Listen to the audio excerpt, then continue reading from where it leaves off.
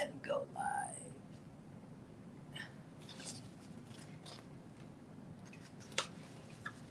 Hello, it's LaShawn with Let's Get Social, and we are going to be sewing Simplicity 9844, a costume, a children's costume or a baby costume. So we're going to get started very shortly. I'm just waiting for a few people to hop on, and again, this is my first time sewing a costume and a children's costume. So I am really excited, and we're going to be going through this together. So we'll wait a couple of minutes for people to log on. Happy Friday. Happy Friday. My hope is that this costume is not going to take us that long, that it is going to be pretty straightforward. I've done minimal prep work in advance of this sew along, which includes doing things like cutting out my pattern, cutting out my fabric, winding my bobbins so that we're ready to go. So hopefully we'll be able to walk through this fairly easily.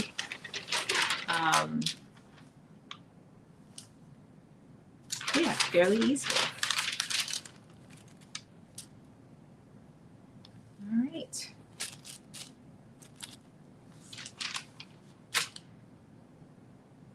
Okay, well, we're going to kick things off and we'll go from there. So today we're going to be sewing Simplicity 9844 just in time for Halloween, which is a couple of days away. And I decided that I wanted to make my grandson a Halloween costume. And I decided that this one was simple enough that I thought I could do it in a short period of time. So we are going to be doing the dinosaur version. But I've taken a look at all of these versions, and they're all pretty simple. I mean, pretty similar. I would say that the dinosaur is probably the easiest of all of them. Hi, Latoya. Welcome. Welcome. Hi, Natalia. Welcome. Welcome to the live. So this is the one that we're sewing, and I am literally following the exact same color scheme as what's on the pattern cover. So I have this lime green, and I have this darker green, which is, as you can see, is what they're using on the pattern cover. So it calls for a fleece, which both of those fabrics are in a fleece. So you would have a primary color and then a contrasting color. And then you do need a little bit for this view, which is view B. You need a couple of extra things, which is snap tape. And I got some of that right here, which again, this is another thing I've never used before. But I know that it's something that if you think about a baby's onesie, this is that little part that helps close the crotch, or any, I guess, bodysuit. Sometimes they have them on the bodysuits. I was looking for something a little bit smaller than this, but this was the smallest that I was able to find. So instead of having 3 snaps, it'll probably end up with 2 snaps. So you need this snap tape, and then you do need some elastic, which I have some elastic for around the legs. So I have that. And then, and actually, I'm going to switch out because this is 1/2 inch elastic and I need 1/4 inch, and which I do have. So I'm going to, when we get to that part, I will go and grab that. And then you also need paperback fusible web. And so I had to look up what is paperback fusible web. And basically what it is like interfacing that is that you can stick on both sides. So I do have that as well. I need to go grab that. I didn't pull that out. So those are the things that we are going to need for, in addition to our fabric for this pattern. Hi, Juliana. So with that said, we are going to get started. I'm going to see if I can go over here and grab that fusible web really quick.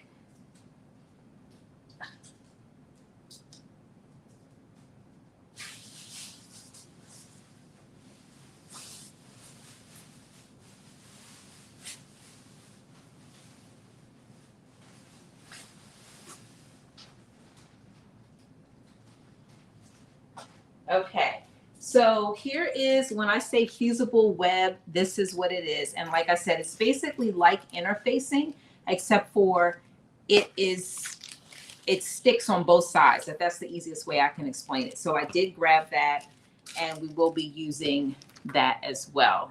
So we're going to get started. As you all know, I do like to follow the instructions. And we're doing the dino costume, which is view B on the pattern. And so the first step is it tells us to take the belly piece, which is this circular piece. And I actually cut two. You really only need one. So I'm going to move one to the side.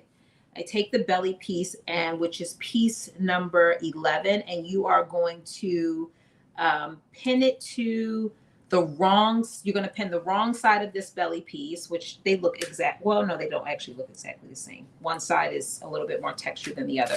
You're going to pin that to the right side of piece number 1. And so piece number 1, you have to cut 2 pieces. One is a front and one is going to be a back. So I'm going to set one aside because we're only going to use one piece, which is the front. And so I'm going to turn it right side facing up. And then I'm going to pin this wrong side facing down to the center.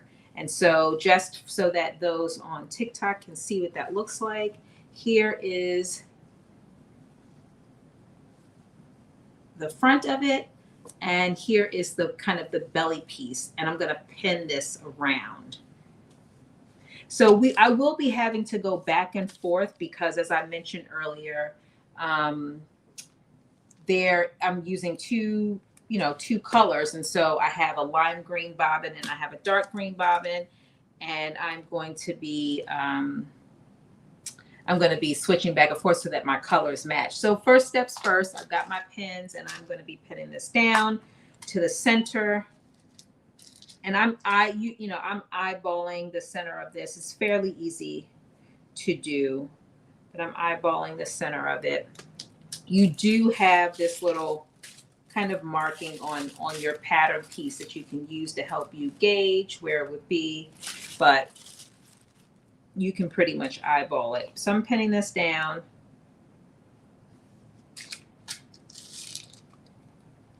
Hey, Julian, how are you?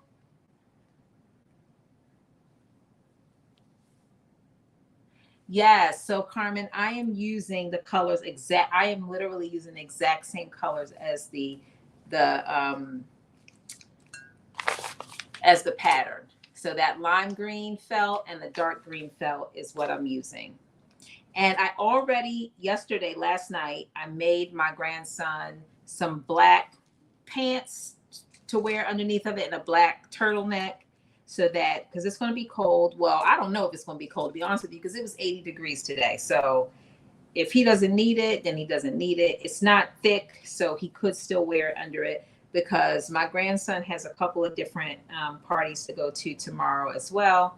And so that's the other reason why I wanted to make this, so that my daughter can be like, oh, his grandmother made this. And plus, I want to take some pictures. So I will be posting pictures of him with this on. So here's what it looks like pinned. It's pinned down. So the first step is to pin it down. And this is making up the front of the pattern piece.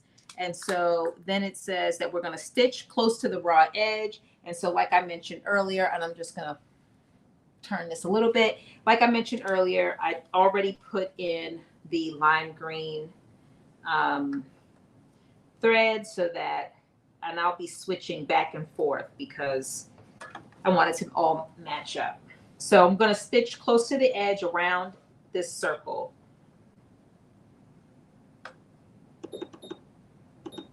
And I have my edge foot on to help me.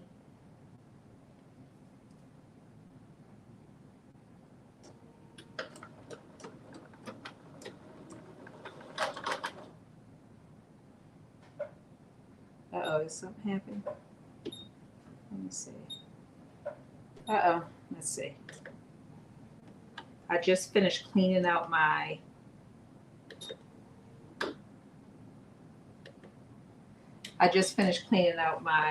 um,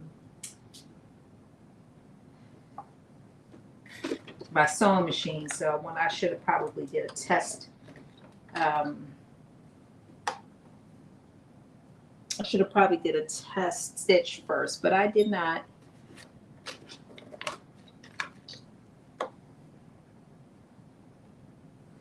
So it got a little stuck in here. Just, oh, there we go.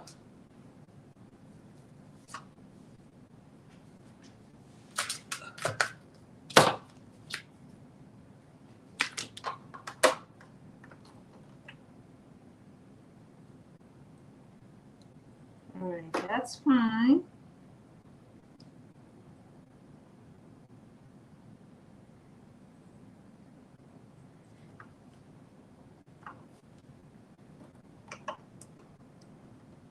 And I'm just going to stitch a scrap fabric really quick. Make sure that we don't have any problems.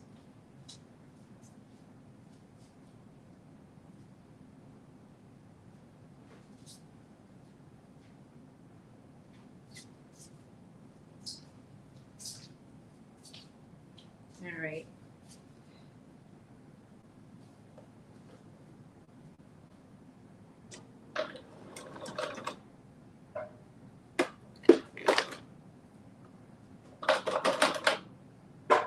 Oh no.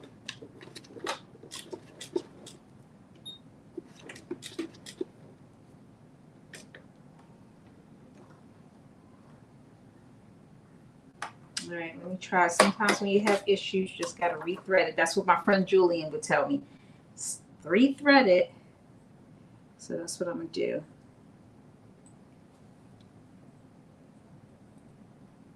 No, I'm doing the dinosaur. I thought about doing the bee, but then I thought he's a dinosaur. You know, he makes them little sounds, and I thought he sounds more like a dinosaur. He'll be able to play that part a little better, I think.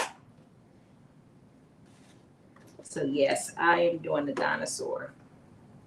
I am going to do that.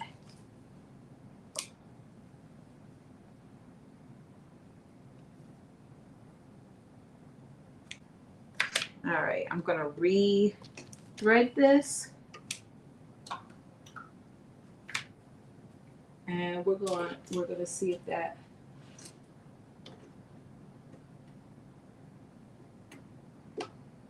So I wish that I had more time, because as I was looking at costumes, I found some costumes that I would love to have made for myself. So my next year, I'm thinking the month of October or maybe even September, we're going to be making Halloween costumes, because I'm a dress up person.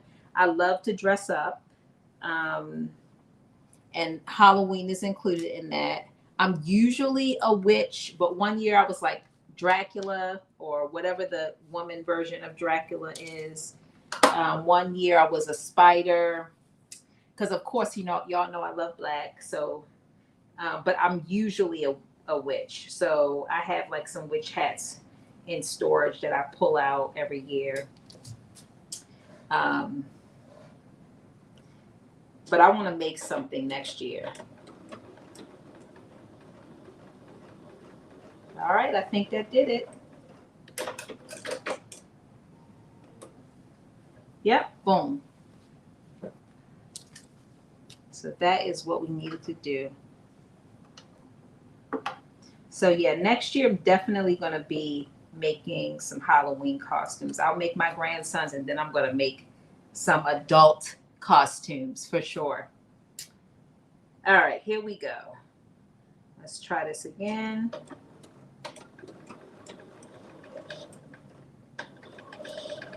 So we're just going around the edge in a circle.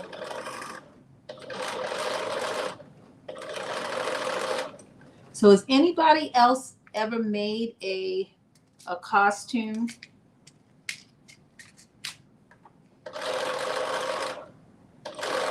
I see when you're making costumes, when I was looking on those packages, you need a lot of, not a lot, but you need different, material. Like for example, this two-sided fusible webbing, which if I wouldn't have been paying attention, I thought it was just interfacing, but it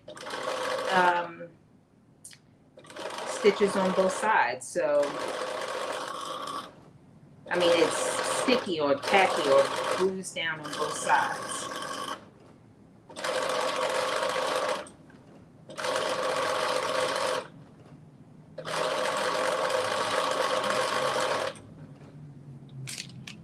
You say you've made a pumpkin. Oh, that sounds like a nut. You know what? I could have made my grandson a pumpkin. He would have been a cute little pumpkin. What I also like about this is that it has a little hat to it. Although, like I said, if it's as warm tomorrow as it was today, I don't know if he'll wear the hat. But a pumpkin definitely sounds cute. Hey, Joshie, welcome.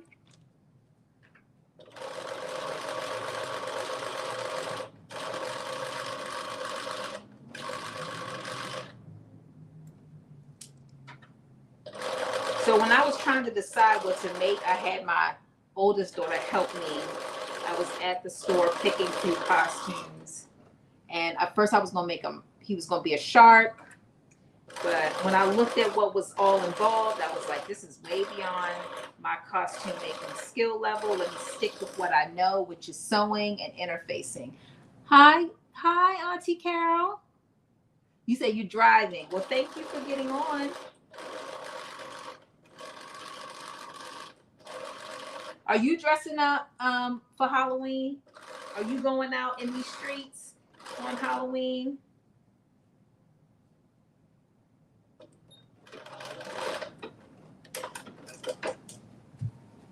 I am definitely dressing up, so I will try to post something with what I'm wearing, because I haven't quite figured it out. More than likely, I might be a witch, but I'm still open. If I have time, I'm gonna figure something else out. You said not this year. Yeah, I love dressing up. That's like one of my things to do. All right, so it's all stitched down, and the next step is, it says basically you're going to put right sides together, so the front and the back. So remember, we cut 2 of these pieces, and we are going to take the other piece that we cut of this. So we're going to lay this one right side facing up, and then we're going to grab the other number 1.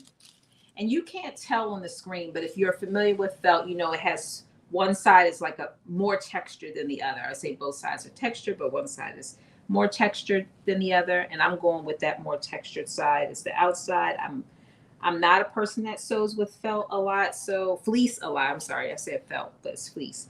So you're going to put those 2 right sides together, and then you're going to pin on the sides, and then we're going to stitch the sides at 1/4 inch seam allowance. So I'm pinning the sides right now.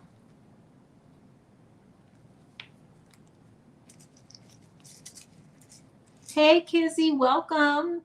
Thank you for hopping on. We are making Simplicity 9844, and we are doing the dinosaur version.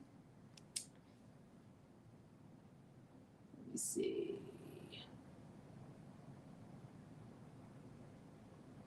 Let me see how I'm doing. Oh, okay, let's see. I'm trying to figure out how to do it. You know what? I thought I had you already as a moderator. Oh, let's see. Add. There we go. Confirm. Okay, there you go. Thank you. Whatever you're doing to help me, I appreciate you. So I'm thinking that this is really going to be so straightforward. All right, pin one side. Now we are pinning the other side. The things that I think could get us caught up is how we're using this fusible web, which will be interesting, and putting on the snap tape, which I've never done before, which I think will be pretty straightforward, but we'll see. We'll see how it goes. All right, I have pinned both the sides, and now I'm going to stitch. I do need to, do I need to change? Nope, I don't think I need to change my thread because this is all going to be on the inside. Although part of me is like, change it because better safe than sorry. So I'm going to change it. And I already have both these threads, bobbins full and ready to go.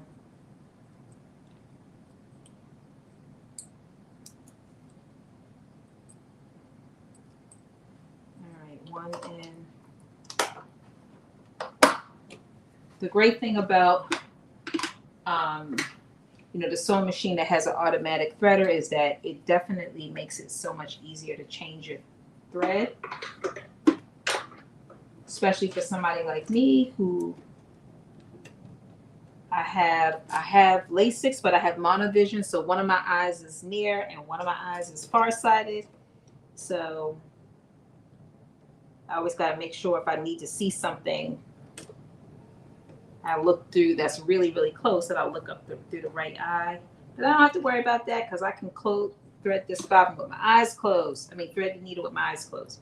All right, 1/4 inch seam allowance, and we are sewing up the sides.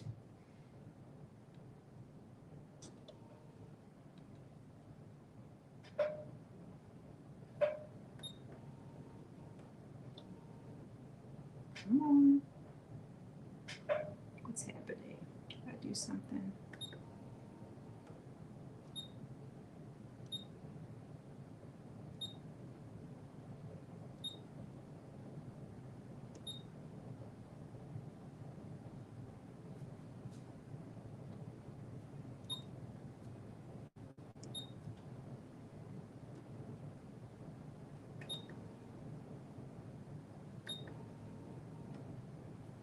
I don't know what's happening, but something is happening. All right, let me try to start this over. My sewing machine is not being kind to me today. It says you've been sewing way too much on me.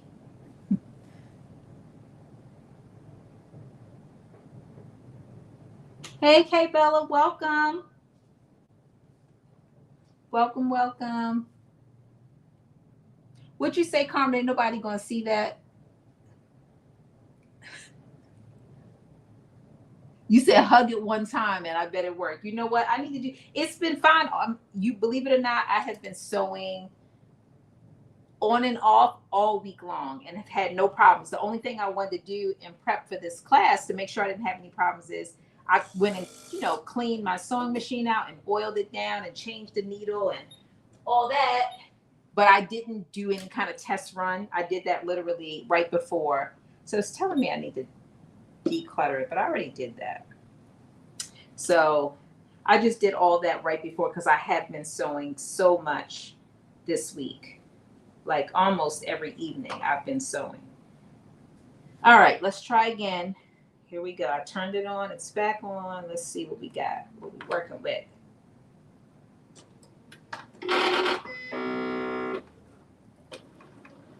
All right, there we go.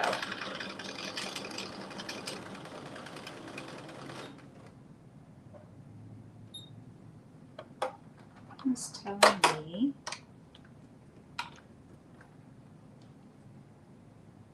Oh, my bobbin got stuck.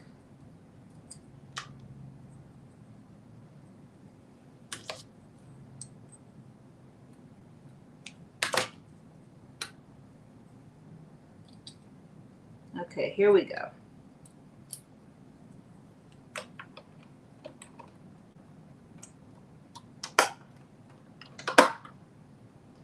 All right, let's try.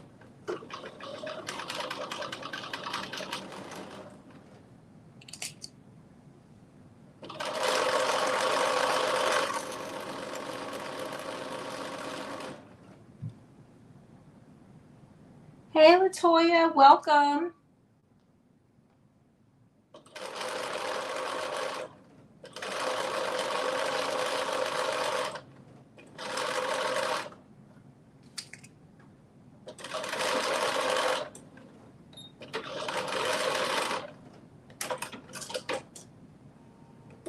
one side down and we're doing the other side now.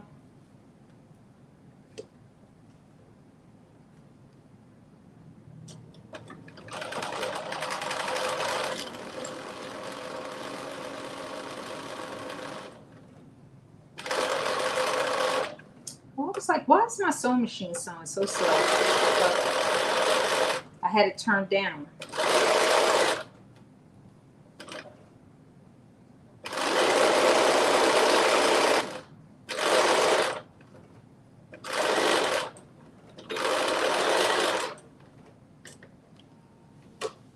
All right.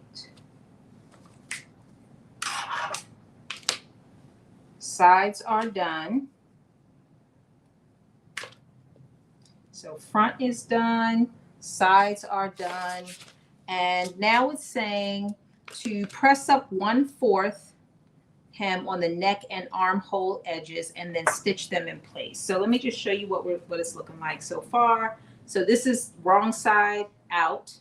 Sides are stitched. Both sides are stitched. And in the middle is that light green circle. And so now what we're going to do is I'm going to fold down 1/4 inch and I am going to press around the armholes, which are here on both sides, and then the neck. So I have my iron in place. Pull out my ironing mat because I don't want to mess up my big mat that I have here.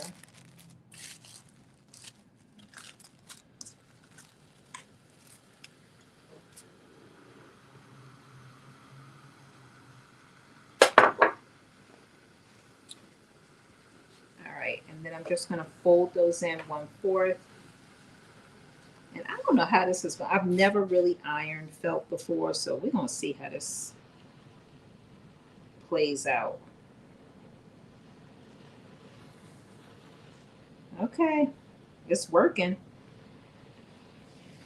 I don't know if you can see it, but it's down. So the hard part is going to be going around that little circle.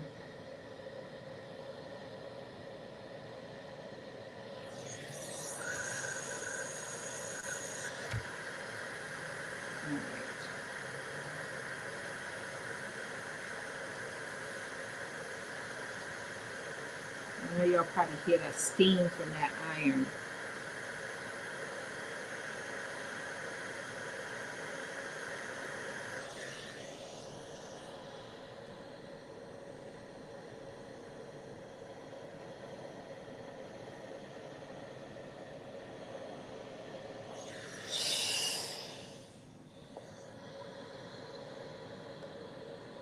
I'm gonna do one part at a time,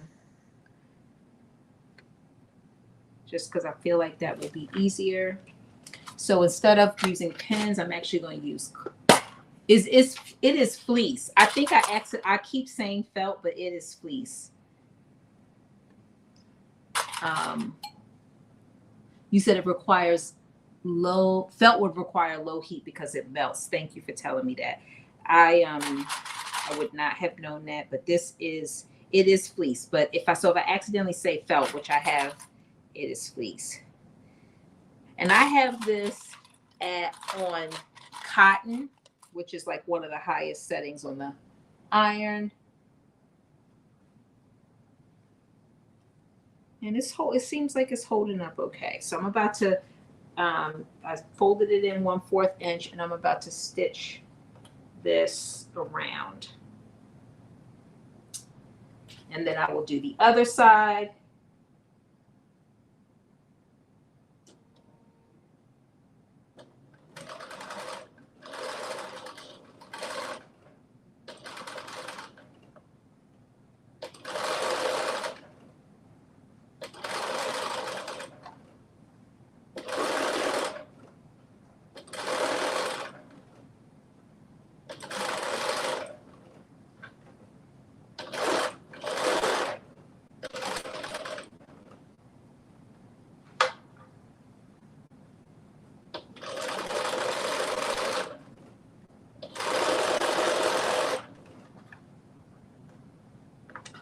So far, so good.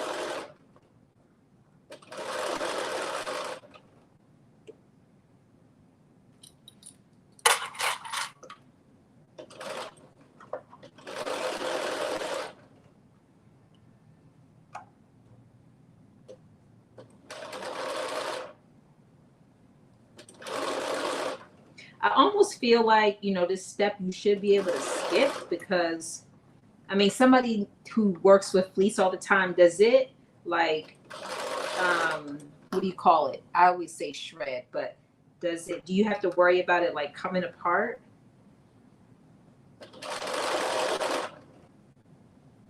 I would think you wouldn't.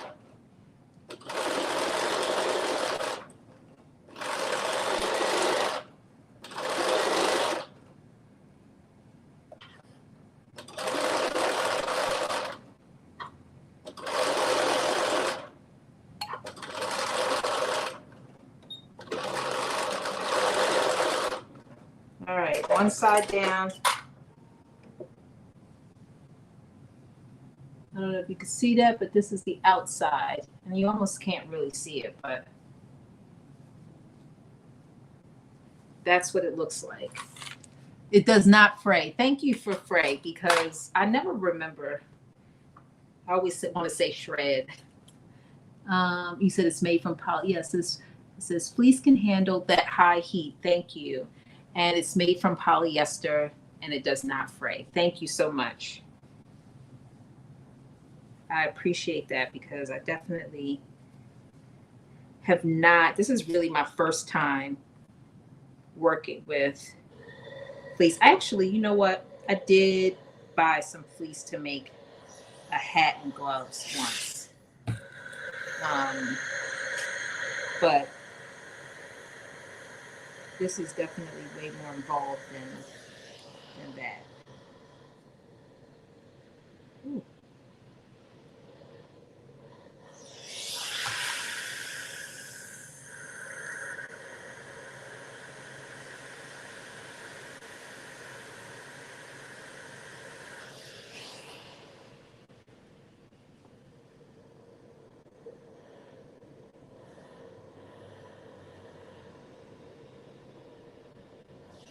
All right, there we go.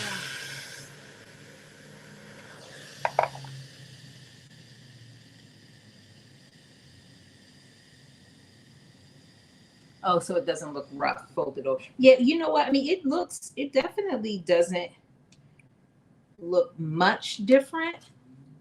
The folded over part versus the non-folded over part, but you know what? It probably will help it when it comes time to like the washing part and all that for it to hold up. I mean, I don't see him wearing this more than 1 year because, babies at that age grow so much, but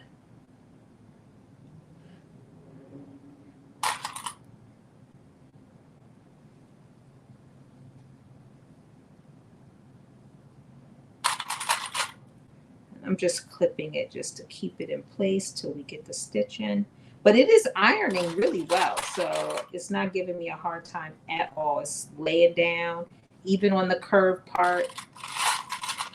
So I was worried about that a little bit, how it would iron. All right, we're gonna stitch this down. Again, it's 1/4. And I'm gonna put down my walking foot to help me pull this fabric through. All right, here we go. Other side. And here we go.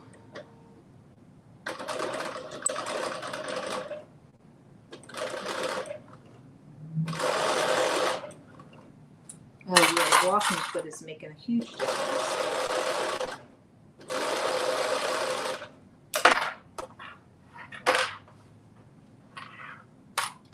It's just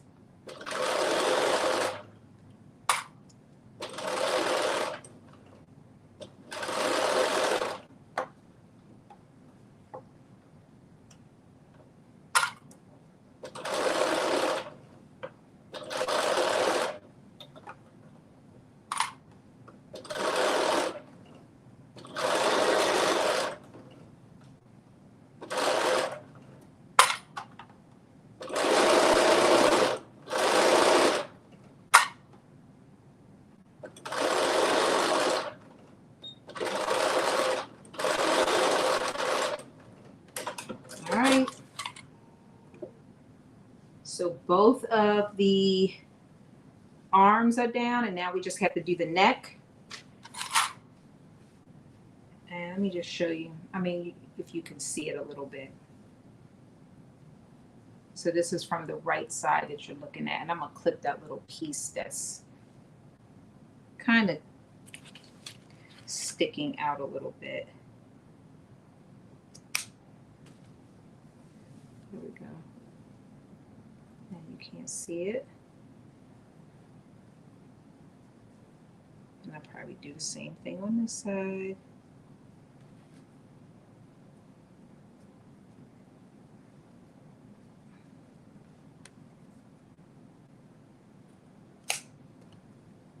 There we go. All right, now I'm about to do the same thing on the neck, which is fold it in 1/4.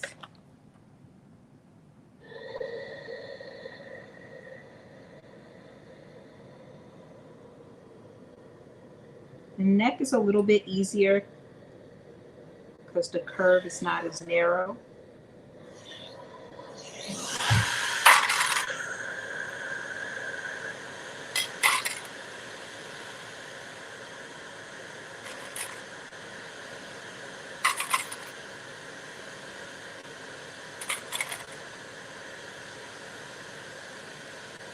And I'm going to actually do both of these at the same time because it's so much easier on the neck. It's not a...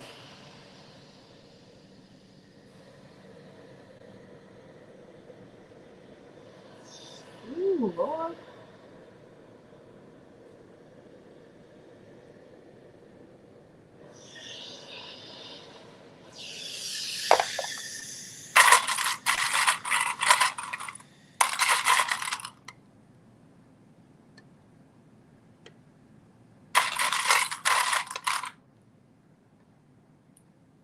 So is anybody planning on dressing up for Halloween, or am I the only 40-something-year-old that dresses up on Halloween still?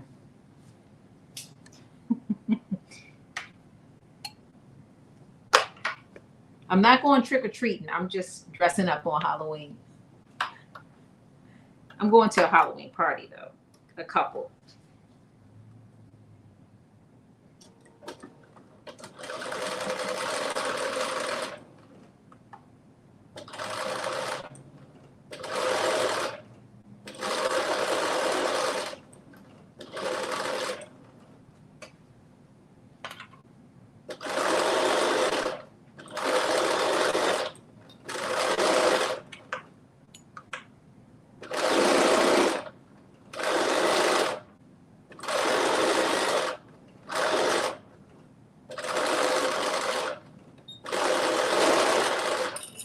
All right, one side done.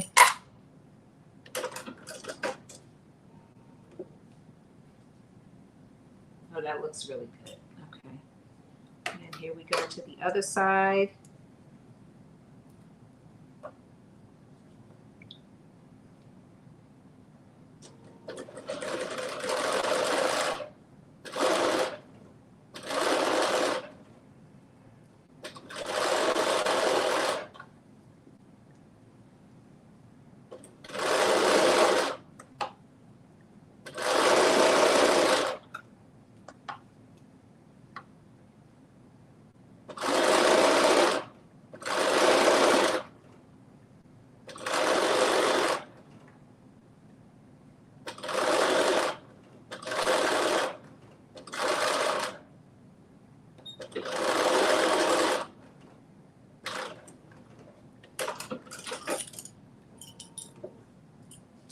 All right, so that takes care of that. That does look pretty neat, right?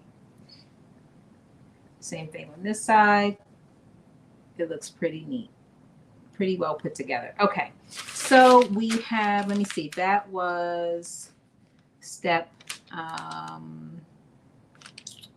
where is this? Okay, step 3, press up 1/4, hem on the neck and armholes, stitch hem in place close to the raw edge, easing if necessary.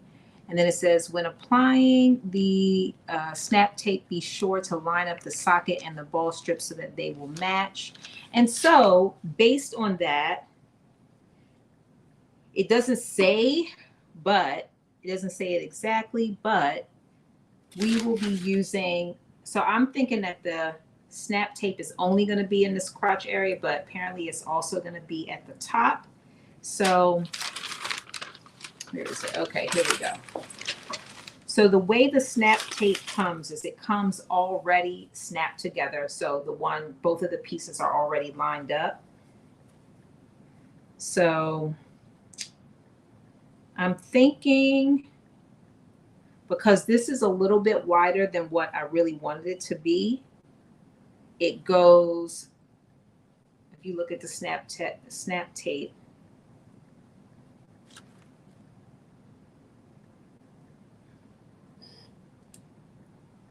it goes like right to the edge of the armholes. You can see it kind of even overlaps the seam allowance. You said you never knew that was a thing. Yeah, snap tape. This is my first time using it. So the question is, and what I'm thinking is, do I use the snap tape in this top part? This is what I've been debating. Do I use the snap tape in this top part? Or instead, do I just stitch this together and make it like a whole piece? And this, because this can definitely get over his head no matter what. I mean, it's wide. So do I just make this not snappable and then only have the snap tape at the bottom, which, as you can see, is a much wider,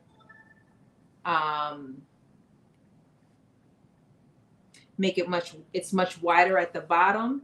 So you can see it like, it's big. So you can basically do it. So that's what I'm thinking I'm going to do instead of having snap tape at the top and the bottom, because technically, well, not technically, it works better if you have snap tape that is much closer together, so you can fit at least 2 snaps.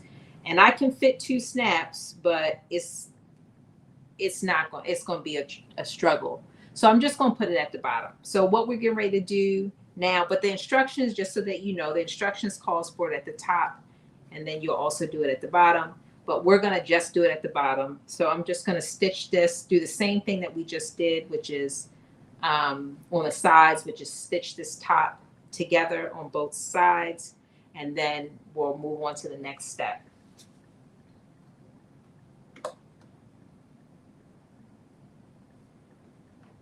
I'm glad that we were all in alignment on that part, because I was going back and forth.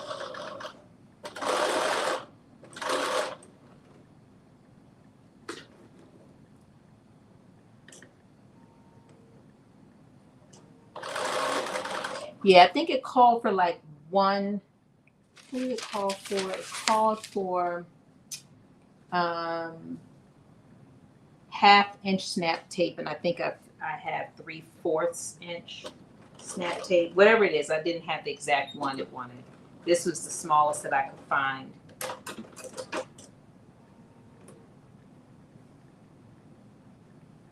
I'm sure Amazon probably had it, and I did not order it from Amazon. So that is an option.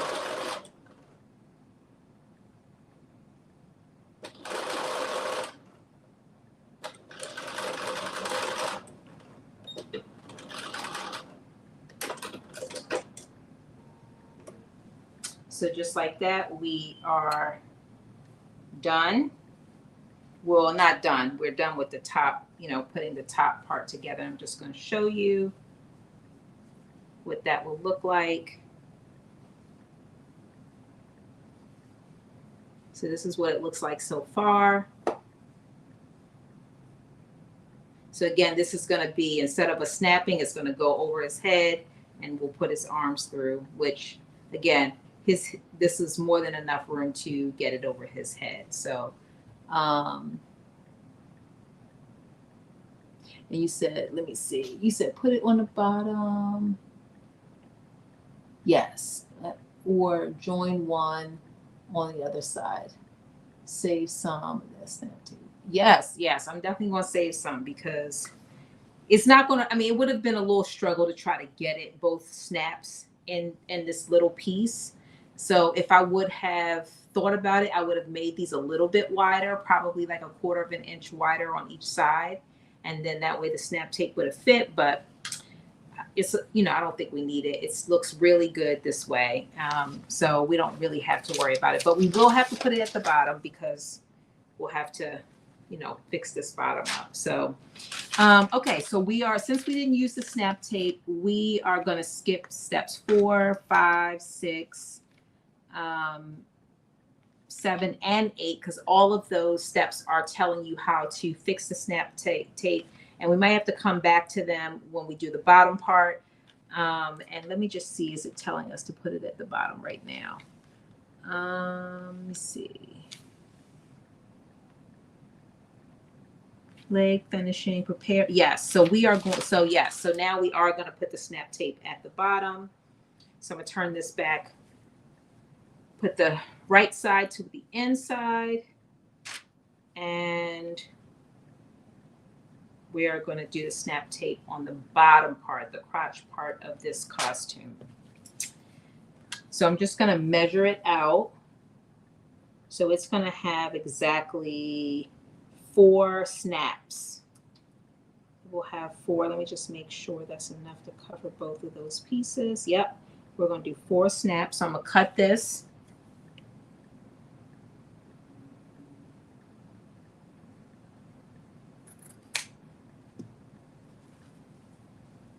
And I'm going to take the tape off of this end.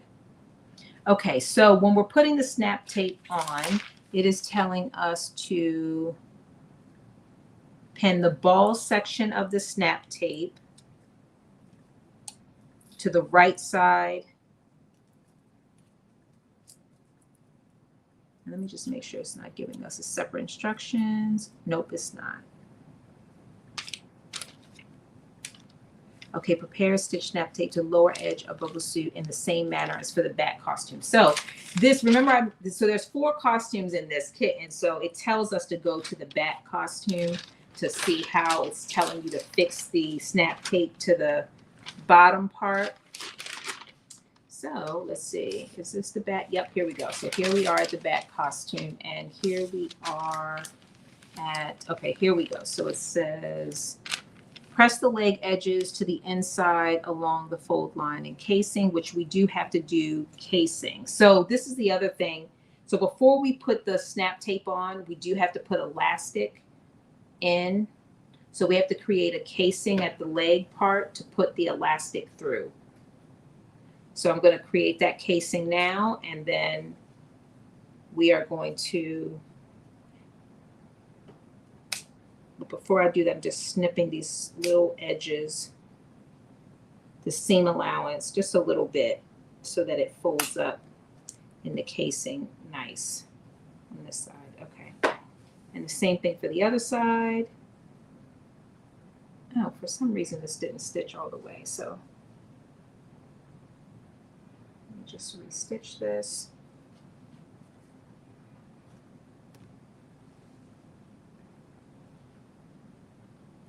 So we're going to create a casing around the leg at each side.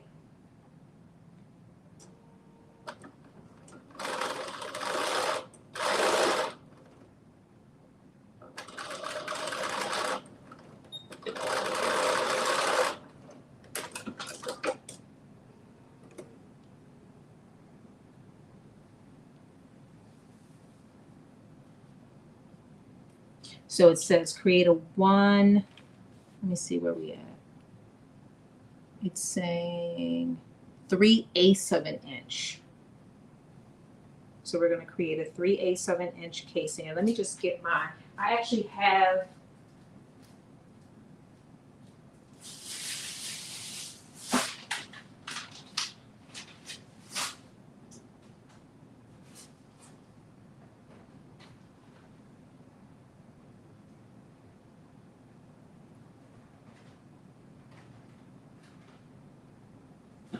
there we go.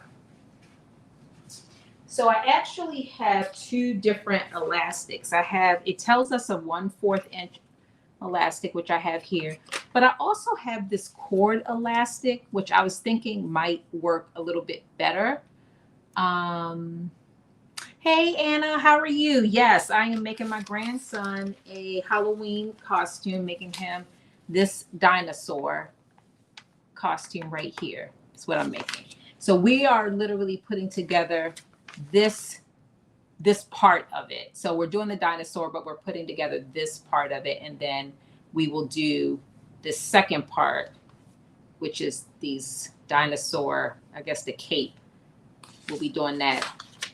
That's the second part. So I have this cord, which I think that, thank you, I think is good. I feel like it'll work much better than this 1/4 inch elastic. But the only thing I worry about is, will it be like, I don't know, tight. So I am going to make it fairly loose, the elastic, because like I said, he'll have on some, you know, something underneath of it. I made him these little pants.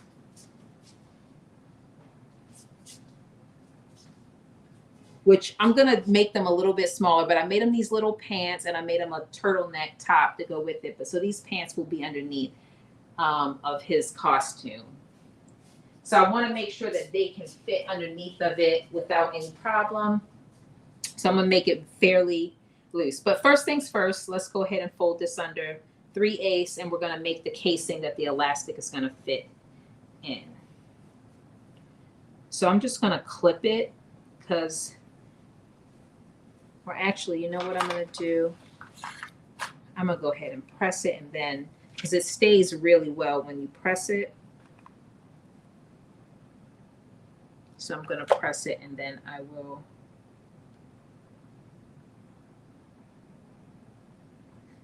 stitch it down to create the casing.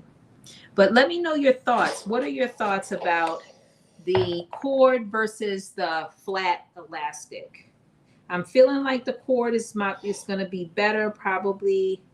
I'm thinking it's going to be more comfortable. It's definitely going to be easier to put in, but it didn't call for cord. It just said 1/4 inch elastic. So let me know what you think. Any thoughts?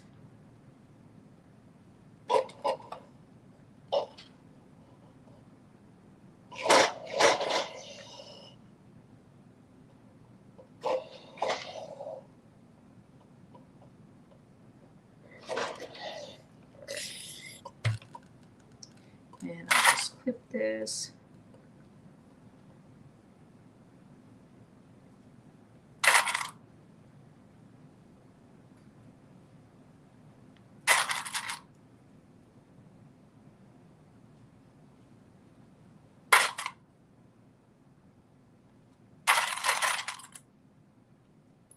We are moving through this thing really, really well. All right, I'm going to do the other side really quick. Again, I'm just folding it up 3/8 of an inch. So I might have to reduce my my snaps. I have 4, but 3 is what I planned, and 3 is what we might end up with.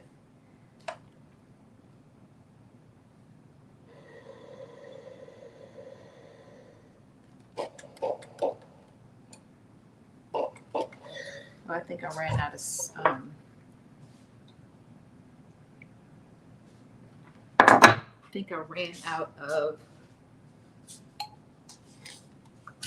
water in the iron.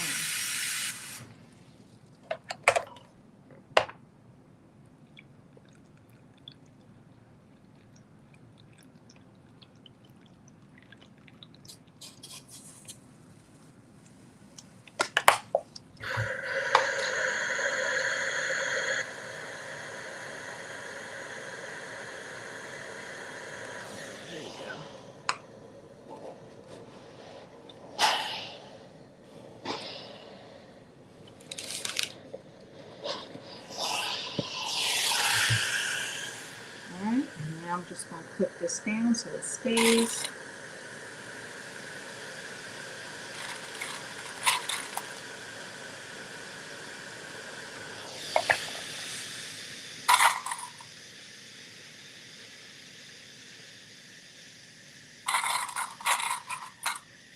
It is so beautiful outside today. It's hard to believe that it is late October. I don't know about y'all, but here in Maryland, it is 75 degrees still outside right now. So it's a great, I'm sure a lot of people are at Halloween parties. All the people that would dress up are probably all at Halloween parties tonight. All right, so we are stitching 3/8 of an inch. That's what we're doing.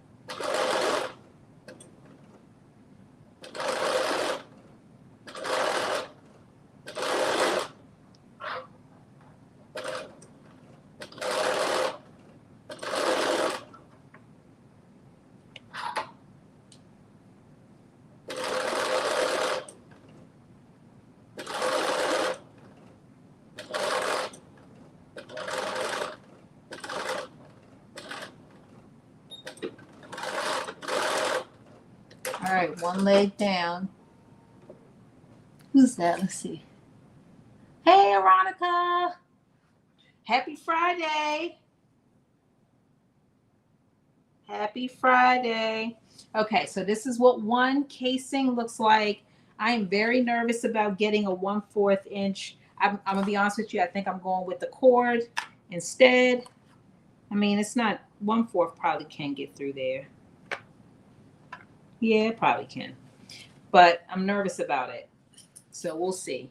I have my little safety pins right here that I'm going to use to push it through. So we'll see what happens. All right, other side.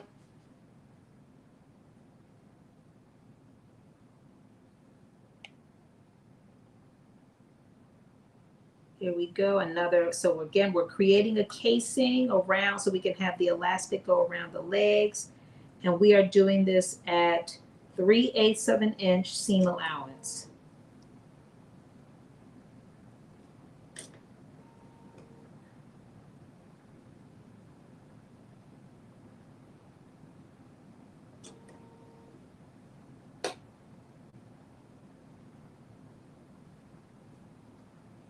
Let me see, I'm just making sure it's even on both sides. It's the type A in me. All right, there we go.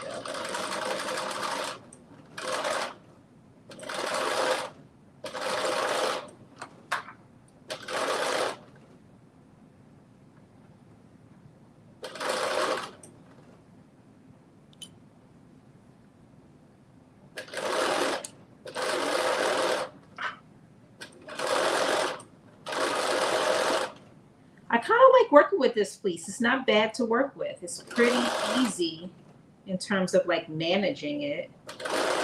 I was nervous, I'm gonna be honest with you.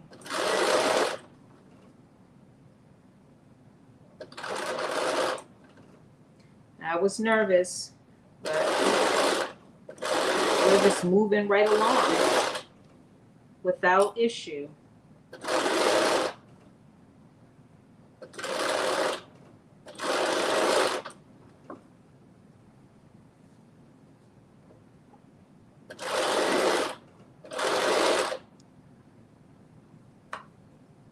All right, last little piece.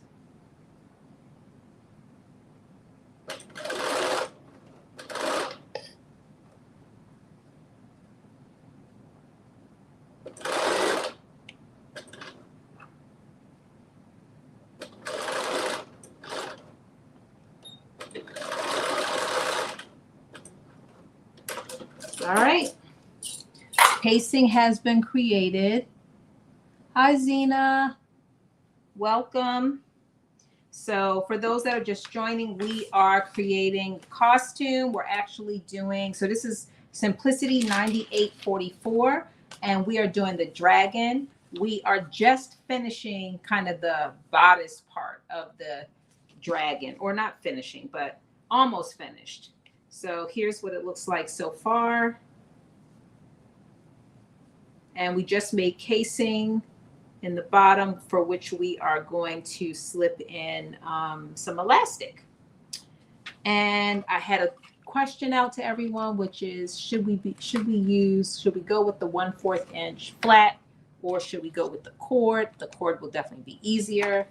I think I was nervous about the flat fitting through, but I think it's going to be okay. We do have a measuring for this. I'm going to measure it out too. So I cut the costume in a medium. I'm going to measure out a large because, again, I don't want it to be tight, and I want him to be able to wear his pants underneath of it and not fit so tight. So I'm going to measure out a large. I do think, let me just see if I can get a large. Oh, I can get a large safety pin through here. So I'm going to go ahead and go with this. I'm going to go ahead and go with this flat, which is what it calls for. And if I run into any problems, we'll switch it out.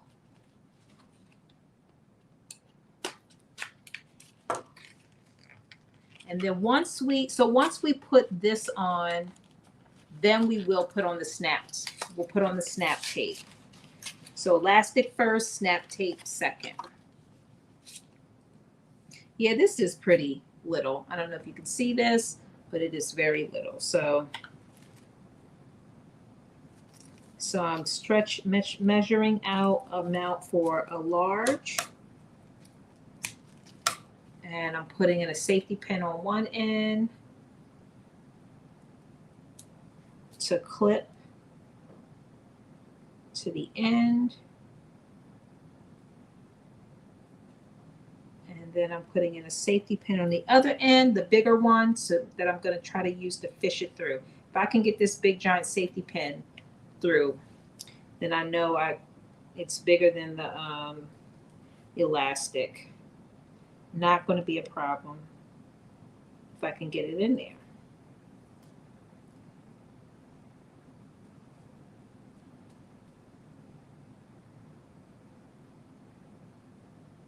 All right, there we go.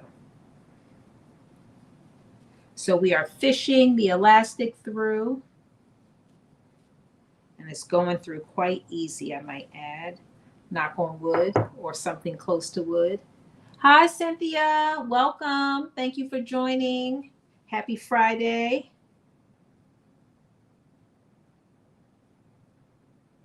All right, so here's where we hit our first little glitch, which is right at the seam.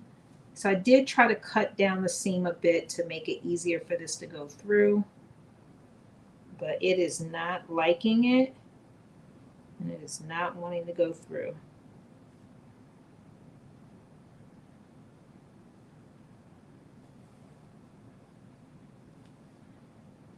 So what we might do is I'm gonna switch this out, this big safety pin out, and use a smaller safety pin and see if we can get it through that way.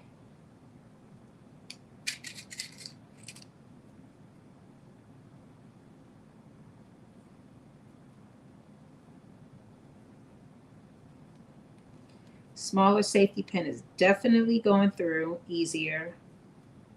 It just takes a little bit long because you can't push as much through at a time.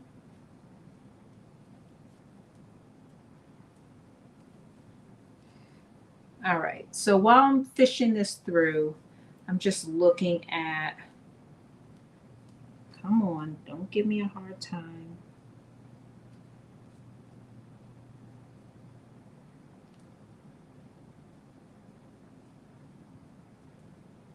So I'm still getting stuck. If I have to, I'll just seam rip apart this little section.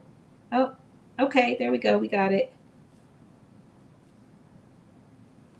Yay. Okay, it is quite small. I guess that's why I was having trouble. So while we're fishing this through, let's see. So we created our casing. We cut 2 pieces of elastic to use as a guide. We insert the elastic through the casing, which is what we're doing right now. It says having the ends extend 1/4 inch. So 1/4 inch, we will extend those ends. So I'm going to do that on the other end too. So what I'm going to do is I am actually going to safety pin it in so it stays extended. If I can get this safety pin through, which I just did. Okay, and then I'll safety pin this end. So it says have it extend 1/4 inch. And stitch across the ends of the casing along the fold line. So let me just have that stick out 1/4 inch. I'm going to use this safety pin and stick it in here to make sure it can stay.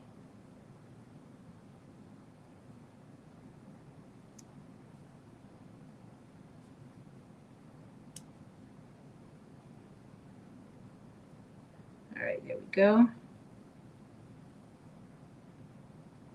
And then I'm going to stitch across the fold line. So let me, I did not mark that.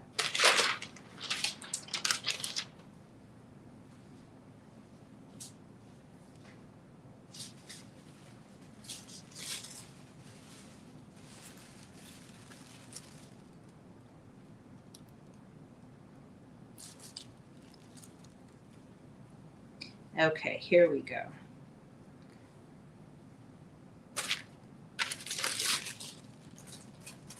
Okay, so the fold line is about 1/4 of an inch from the edge. Oh, wait a minute, let me see.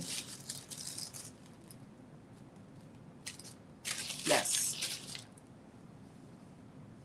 So I'm gonna stitch across 1/4 inch of this edge, like right at the, so it's basically gonna leave a little bit of a flat part at the end, which makes perfect sense because that's where the tape is gonna fit. The snap tape is gonna fit. So I'm gonna stitch that really quick and then we'll do the other side.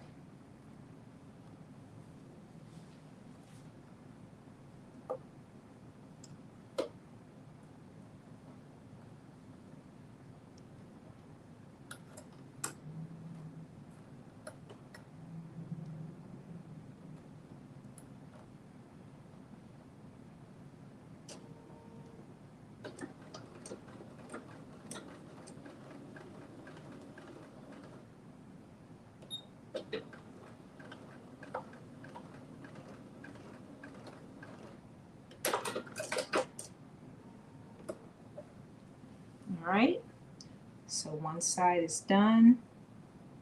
And now I'm gonna do the other side.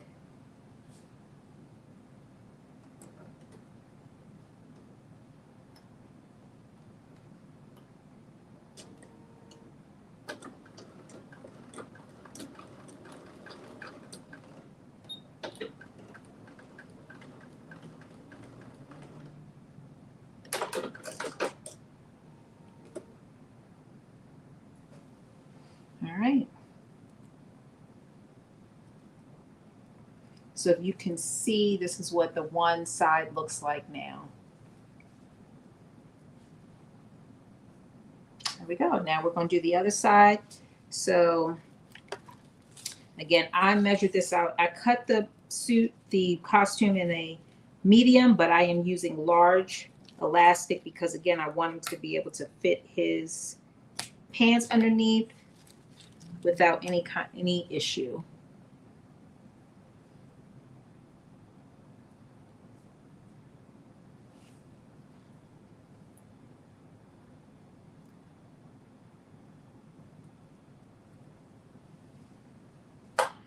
So the flat worked out pretty good, no issue with the flat elastic. It did go through fairly easy, besides at the seam where the front to the back of the bodice of this costume.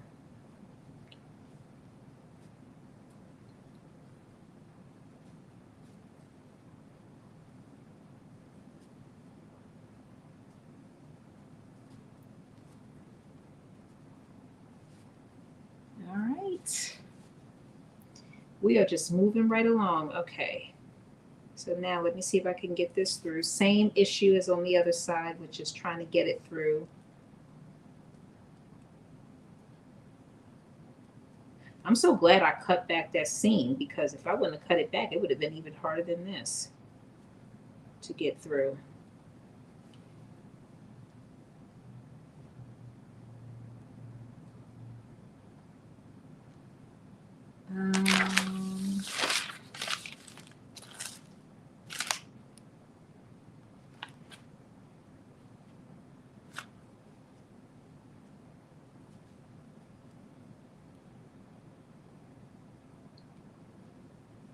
Yep, still trying to work this through. I'm gonna give it another couple seconds to try, and then I'm gonna seam rip it just at this part. Let me try.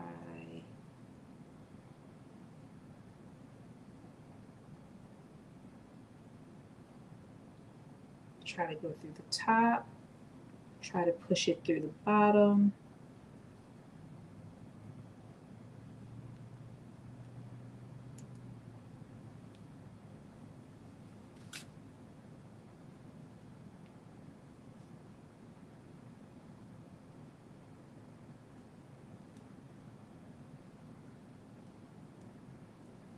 There we go. Got it. Got it.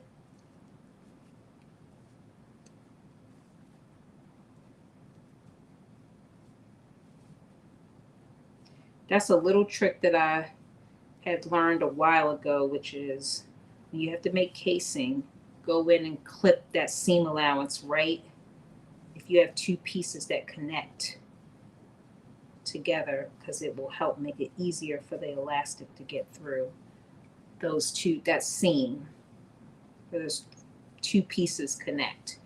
All right, here we go. So pulled it through. It says make sure it extends by 1/4. So I'm extending it by 1/4, and then I am going to use a safety pin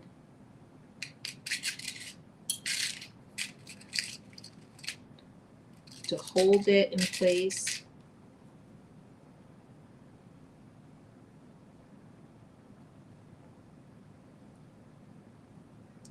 All right, there we go.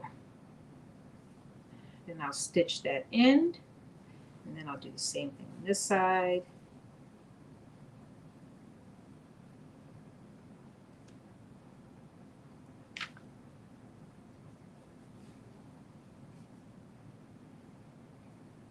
Extend it by 1/4 inch, and then use a safety pin to hold it in place. And then I'm going to stitch it at the fold line, which is about 1/4 of an inch. And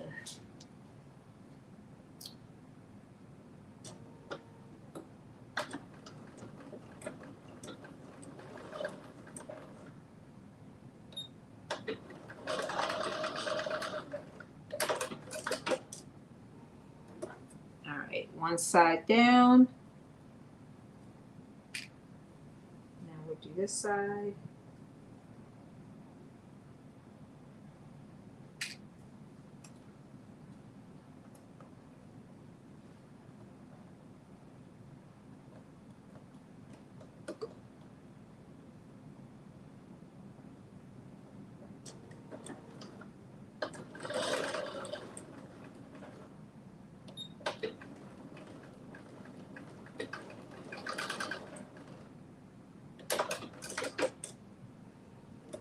Okay, so we got the elastic in, and now we're going to move right on to the next part, which is putting on the snap tape.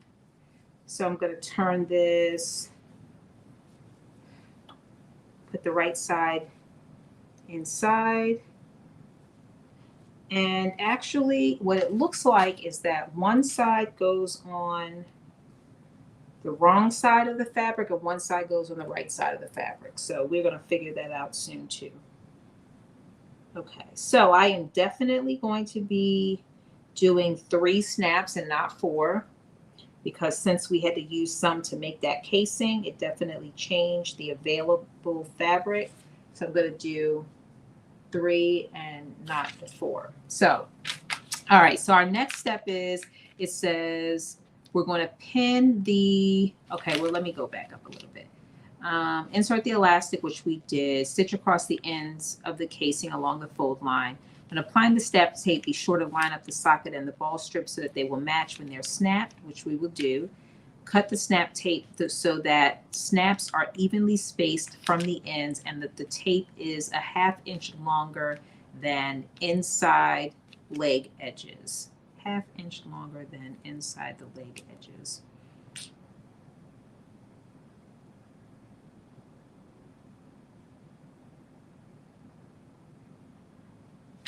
Pin ball section of snap to right side of front inner leg, having one long edge along the fold line. So let me see. I think what it's saying is because we're gonna fold this.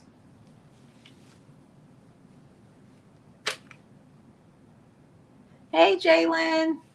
Let me show you where we're at really quick.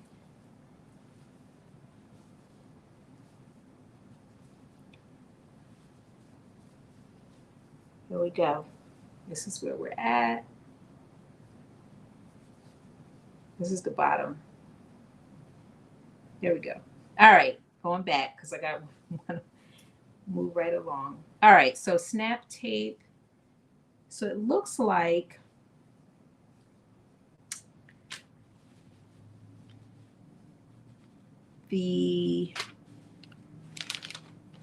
so number 10, it says pin ball section of snap tape to right side to the right. So we are doing it on the right side. The ball section goes to the right side. The right side of the front inner leg.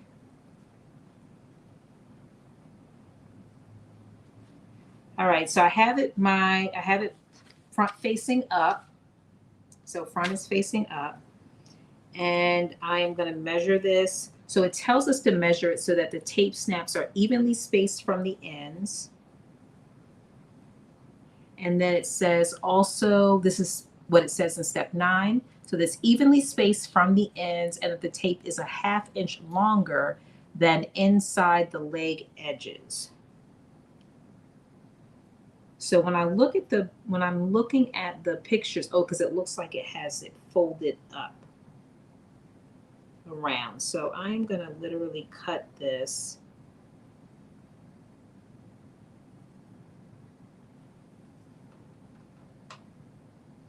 I'm just measuring out a 1/2 inch just to see.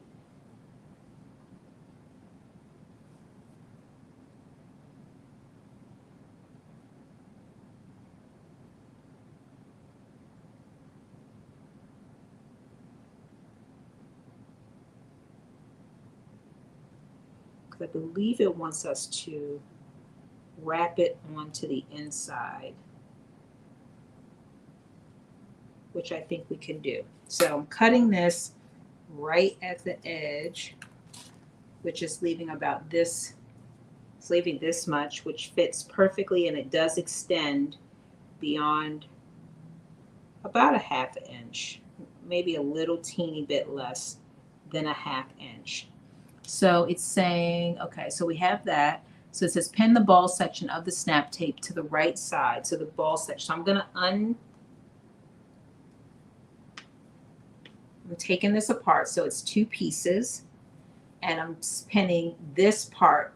So there's 2 parts. There's one with the hole in it, and then there's one with the little piece that's sticking out.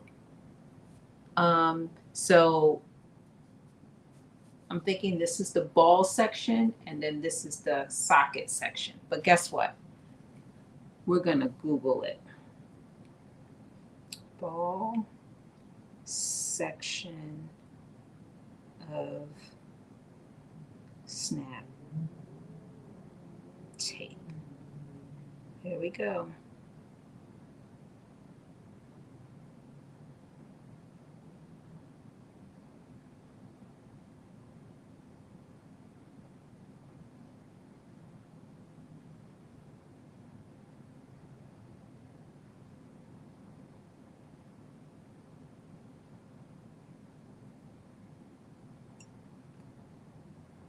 We love Google because it tells us exactly how to figure it out. Okay, here we go.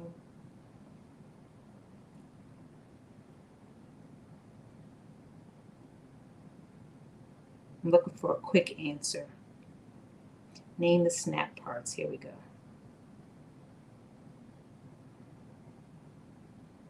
Yes, okay, so we were right. So the ball is the part that has the little piece extending out. And then the socket is the one that has the little hole in it. So we're going to pin the ball section, making sure again that it's evenly spaced, and they want a little bit of an extension.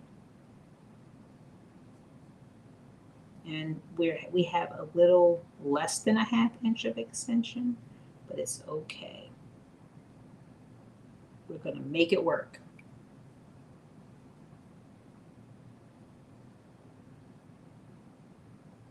Oh, you know why? Because they want us to fold it under. That's why. I think I said that, but all right, so I'm pinning this down and I'm actually gonna, I think I'm gonna just clip it because it will make it a little bit easier.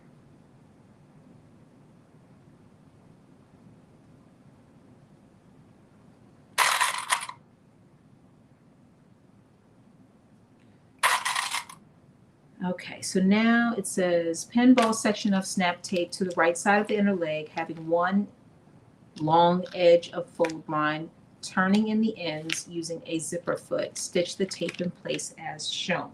So it's stitching it, just so that you know. So it is, I've clipped this on, and it is showing a stitch going in at the top half, or the edge that is away from the bottom. So it's this top part is where I'm putting the stitch in.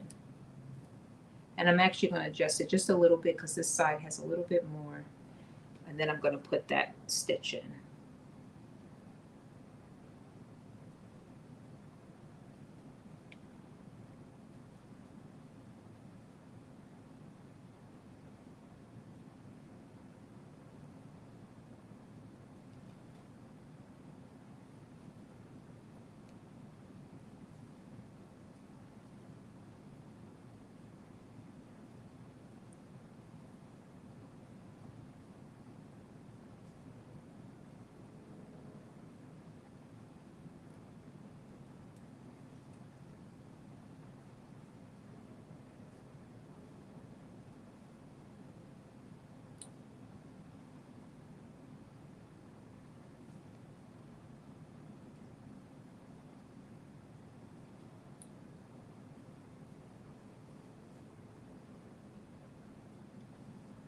All right, there we go.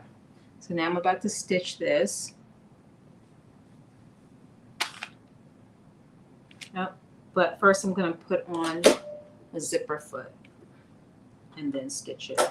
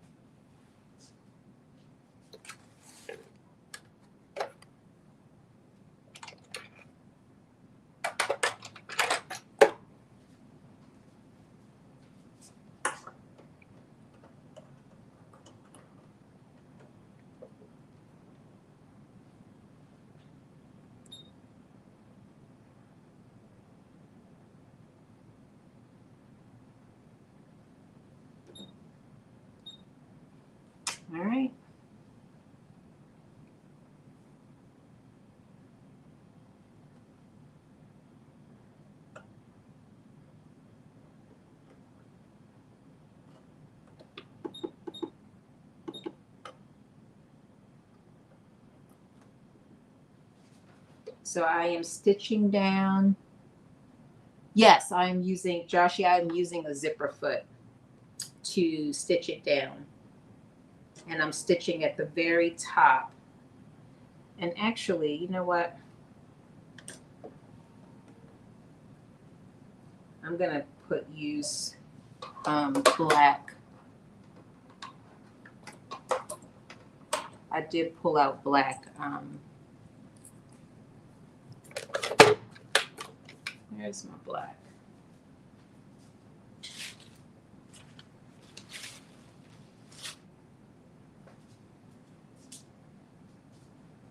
I thought I had my black out. Well, maybe I'm not.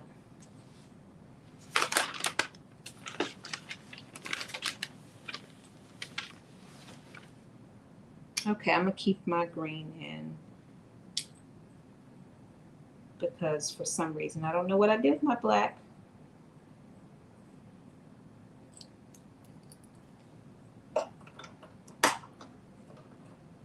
So we'll just make it super neat. All right, zipper foot is on and I'm doing my stitch just to the top of this, the top of the step tape.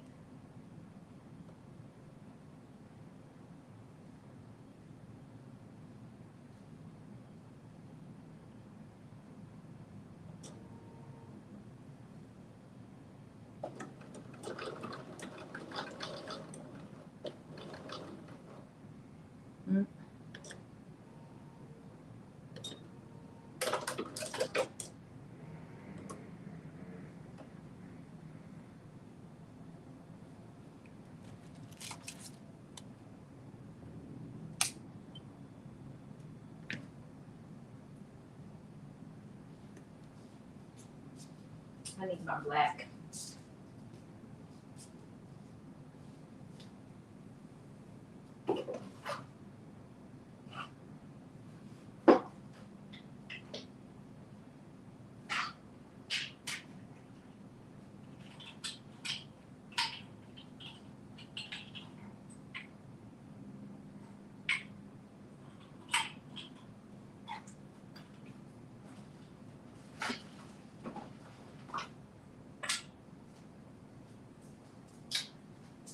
I want my black and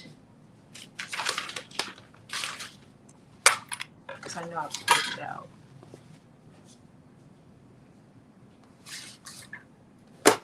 Oh, here it is.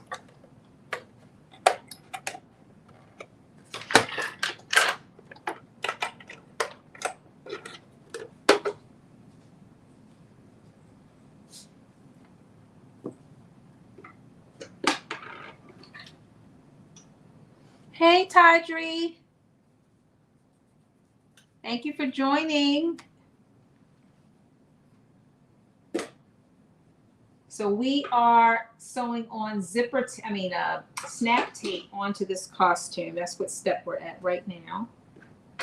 And I'm just changing my thread because I want it all to match.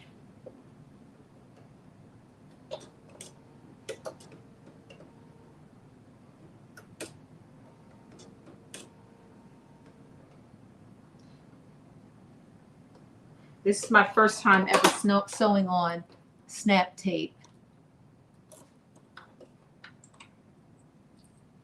So we're going to see. It only gets better from here, right? That's how I'm going to look at it. So no matter what I do, all I know is that whatever happens here, every time after here, it will look even better. Okay, so here we go. And I need to put down what I also realize is that it helps to have a walking foot. It does help to pull this fabric through. It doesn't like go through as seamlessly, I would say, as other fabrics, some other fabrics. So that walking foot definitely helps.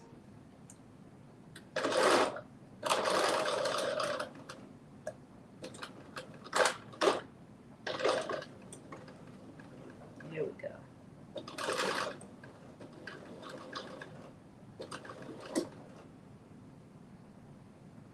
Ooh.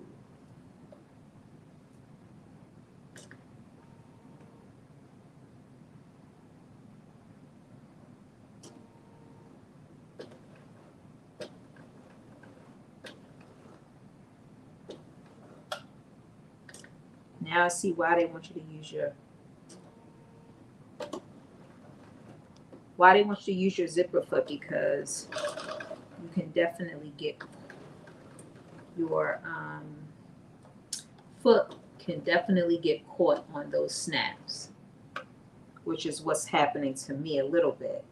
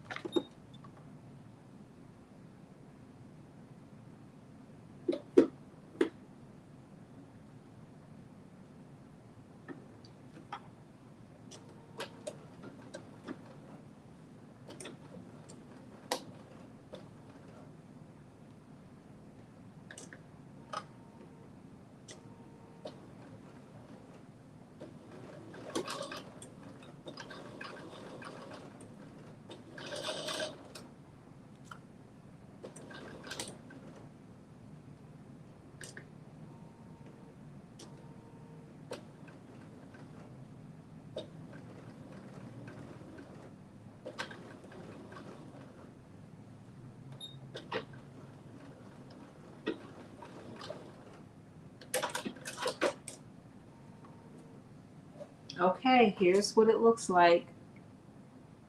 This is what it looks like. So that's the first one on.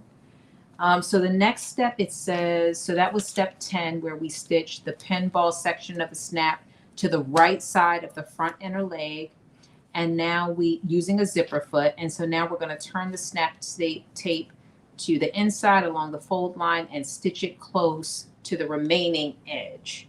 Oh, okay. So it wants us to, so this is how we've stitched it on, just like this. And now it's telling us to fold it in like this and then do another stitch. So it's going to be folded under like that. So that's what we're doing as the second step. So it's going to be completely hidden and underneath. So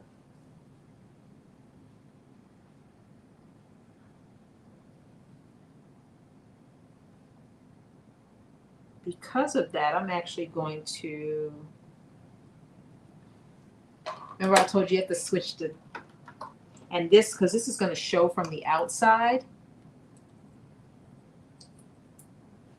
And I don't want it to show. I don't want to have black thread on the outside, so I'm switching back to green.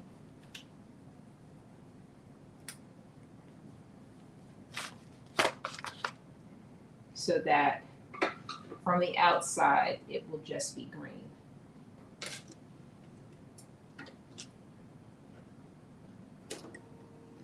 Good thing is we only doing 2 snap tapes, the front and the back.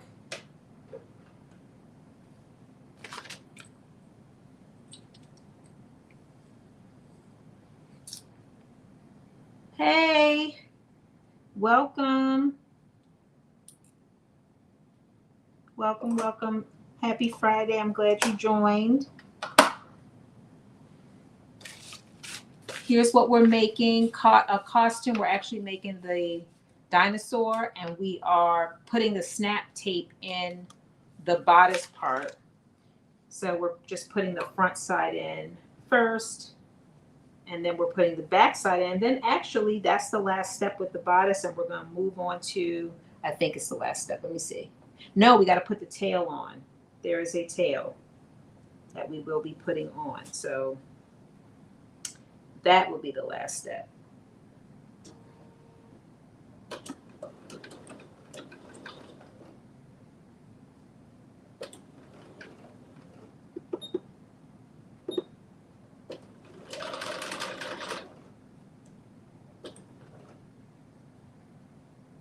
Yeah, this is really tricky. Even with the zipper foot, it's a little tricky.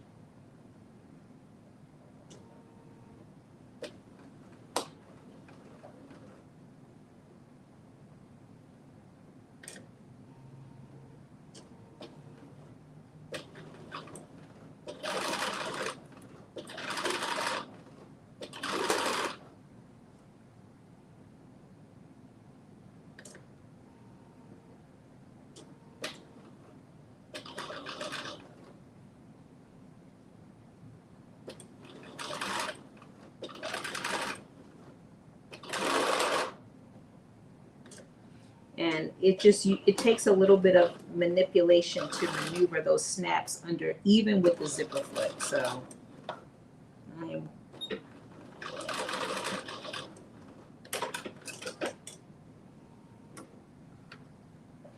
yeah, I'm glad that I did change out. You can't see how it's not as neat, but you can't sell this. And this is going to be in between his legs, so you really won't be able to see that part. Okay, so now we have to make sure that this all lines up. So the best way I'm thinking that you can do that is to just make sure. I'm going to pin these edges on. So I snapped it back, the front and the back. I snapped the socket back on. Well, first of all, let me make sure I know exactly where it's supposed to go. So this one says pin the socket, snap tape to the wrong side of the back inner leg. So we are now pinning this to the wrong side. And I'm pinning that right now.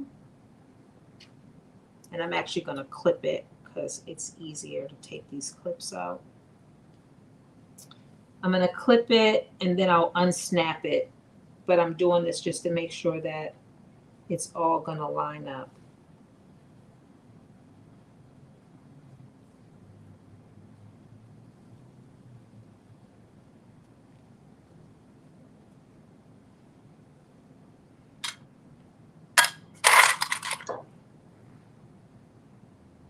Hi, La Angela. Hi, Brenda. Welcome. Thank you for joining. Okay, so I have it all clipped, and now I'm going to unsnap it since I know that it's going to line up. And let's see, it says, okay, pin the socket section snap tape to the wrong side of the back inner leg, having one long edge fold line and turning in the ends and stitch as shown. Yes, okay. And then turn the snaps tape to the outside along the stitching and then stitch tape. Okay, so we're going to turn it. So once we finish, we'll turn it this way, which kind of doesn't make total sense. Let me see. It's going to pull.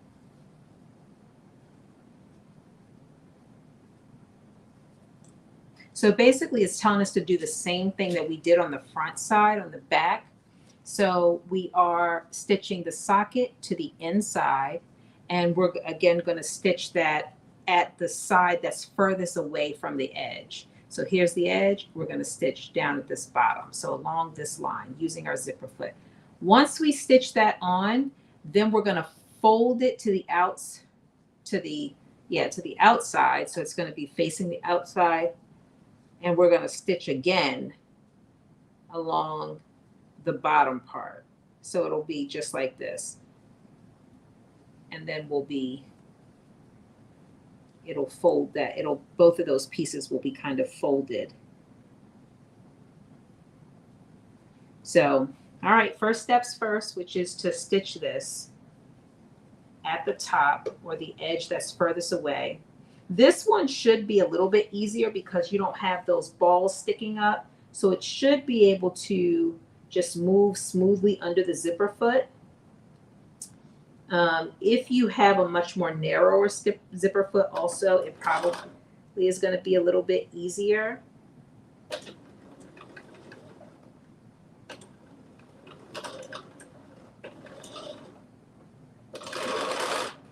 Yes, this is much easier because it's flatter.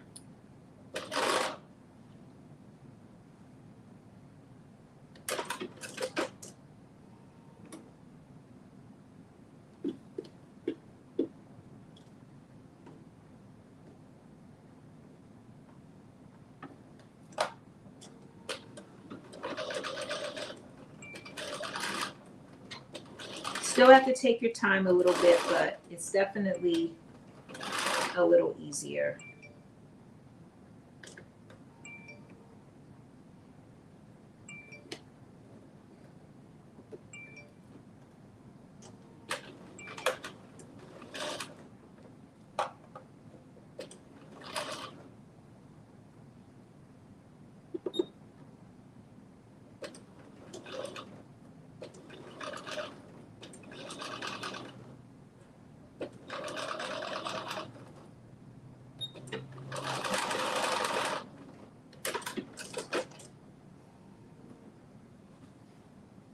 Okay, so now it's saying to fold this like this. And stitch again. So you stitch at the top, now you're going to stitch again along this bottom edge. So we're folding and we're stitching it again.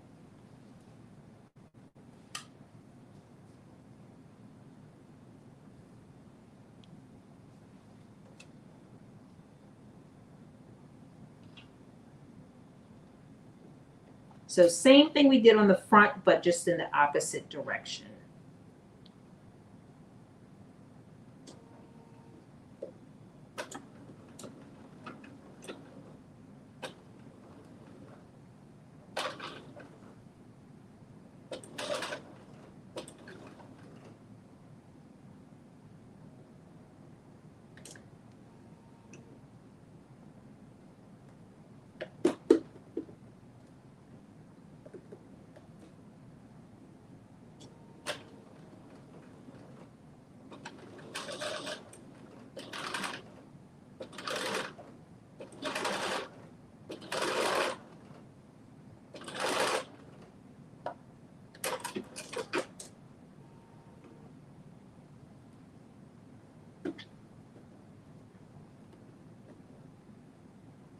It's a little tricky.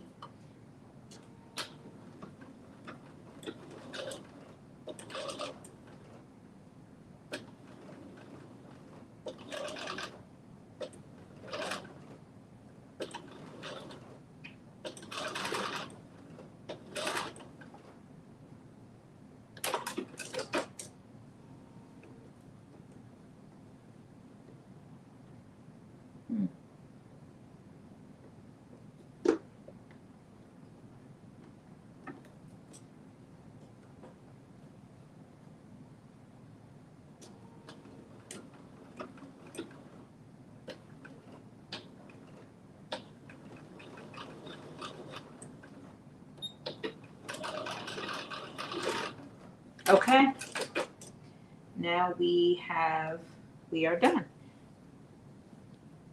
And the only thing I'm going to do is I'm going to clip this. There's a little bit of elastic that is sticking out, and I'm going to clip that.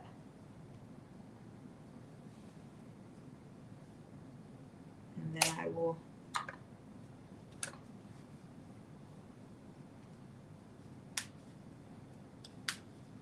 oh, look at that. That is, and there's a little piece that's sticking out right here too.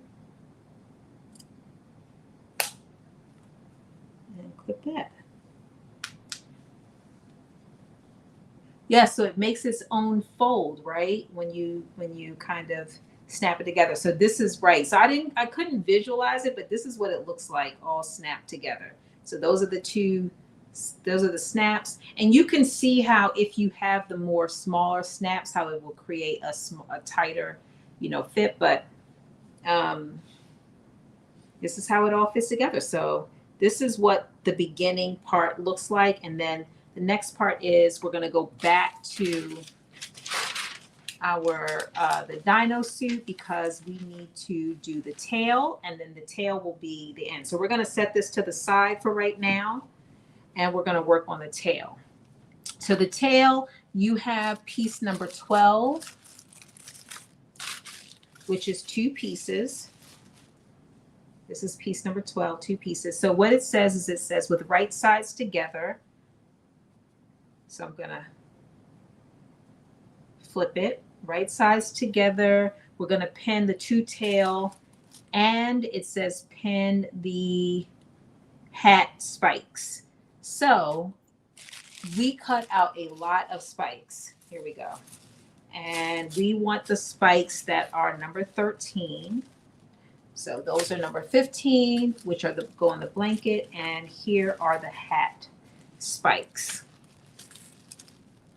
So we're gonna pin the right sides together, we're gonna pin the 2 tail, and we're gonna pin the hat spikes together. So I'm pinning the tail first. And I'm actually gonna use clips because I think it'll work just as well. So I am just pinning the tail pieces together.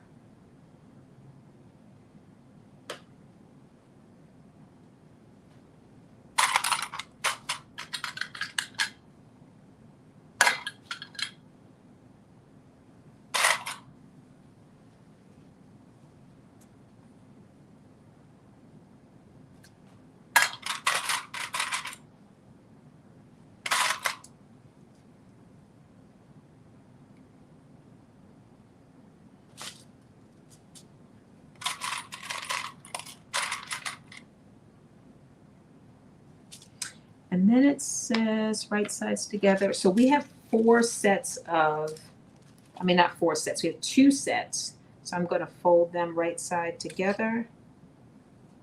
And I'm going to put together these 2.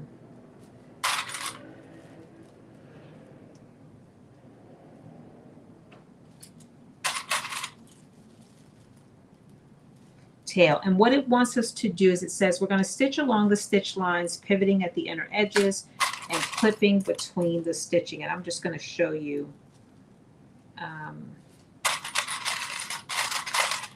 what I'm going to be stitching in a minute. I'm just clipping this.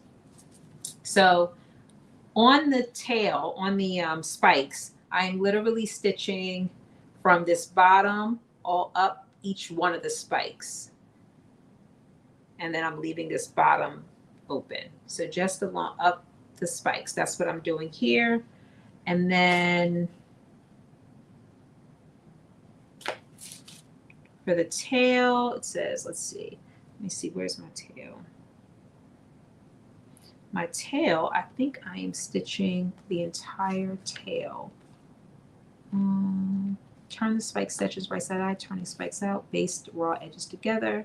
Stay stitch the lower edge of the spike, clip to stay stitching on outside, pen spike to one tail section matching small dots. And we do have some small dots on here where we're going to match. So for the tail, we are literally stitching around the edge of the tail. So all the way around from front to back. So what do I have? My green in first, so I'm going to do that. And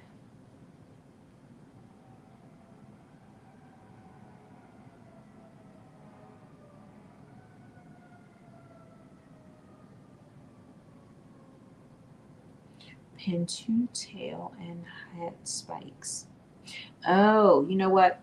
Scratch what I said. Put this to the side. So to clarify, these spikes are called tail and hat spikes. So that's why we have 4. So we are only doing these. So we're going to do these 2. One is for the tail and one is for the hat, which is why it's called tail and hat spikes. And so I'm going to put the other side together, and we are just doing along the spiked portion. We're going to turn it right side out, and then we're going to baste the bottom once we turn it. So we're not doing the tail, the actual tail yet. It's next, but we're not doing it yet. So I'm going to change. I'm just going to pin these. And there are stitch lines on your pattern piece. So it's about 1/4 of an inch from the edge is where you're stitching.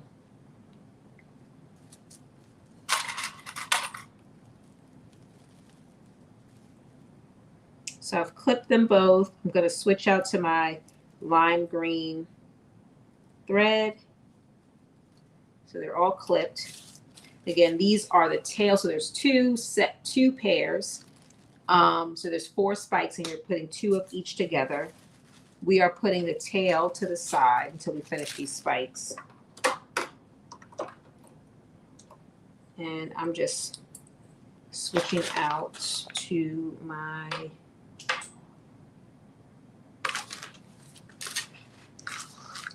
here we go. My green. Hi, Miss Alethea. Welcome. Thank you for joining. Thank you for stopping by. So we are sewing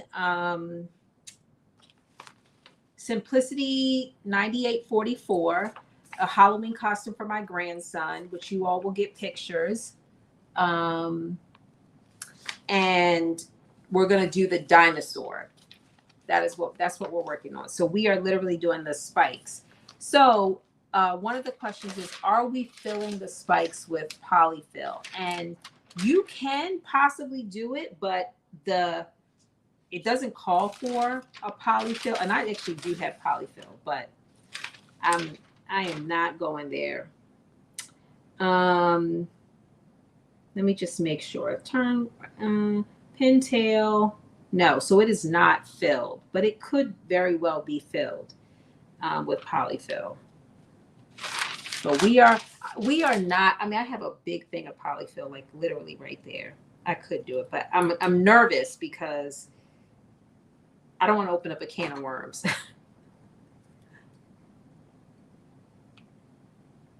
So no, I did not. Thank you. So for those that might be, interested in doing this costume, Simplicity is on sale this weekend. So Halloween is not until Tuesday, although, a lot of people are celebrating it this weekend. You could run out and you could very well pull it off before tomorrow night if you are a fast sewist. So yes, Simplicity is on sale. So if you like this costume, you can definitely grab it. Thank you, Carmen, for that reminder.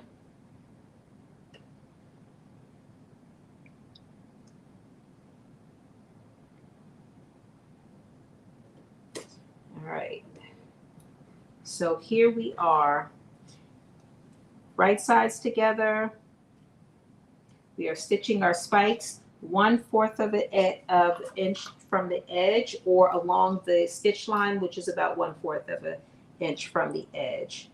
It does help if you have a walking foot with this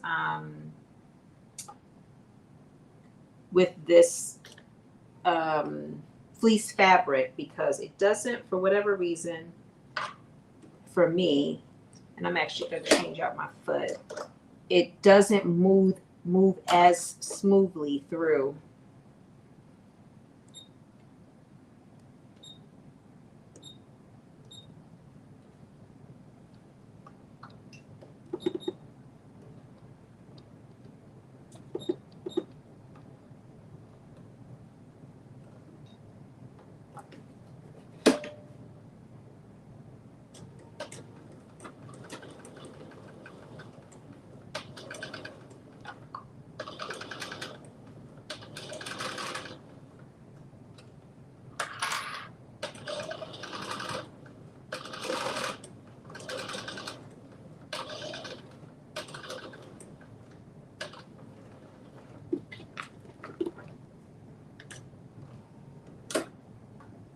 Oh.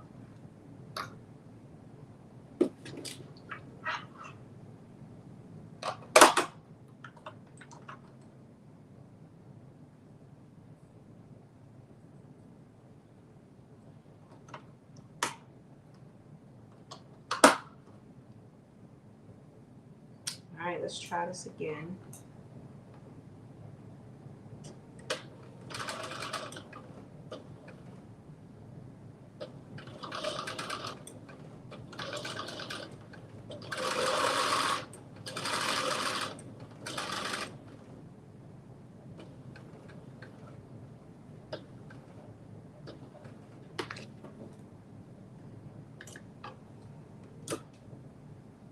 Okay, there we go.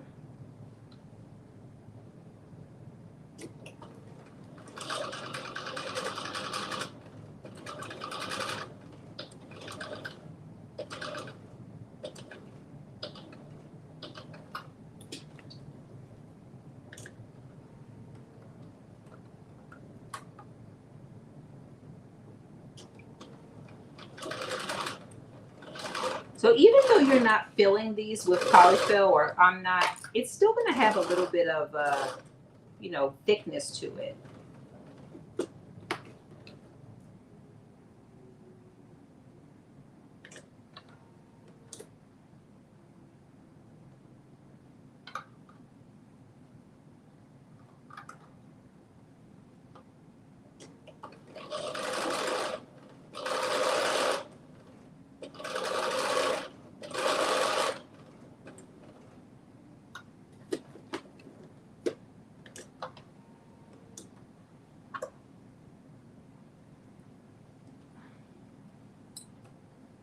And for, thank you, Carmen. And for the simplicity patterns, the sale does end tomorrow. So definitely make sure you get, you get out, get there. I actually need to go because I need something too.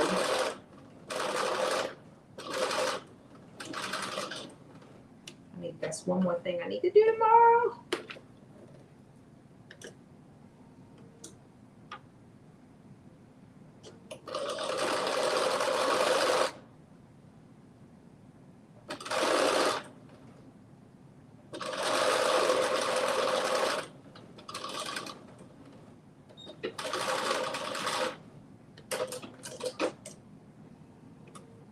I'm just going to fix this one little piece.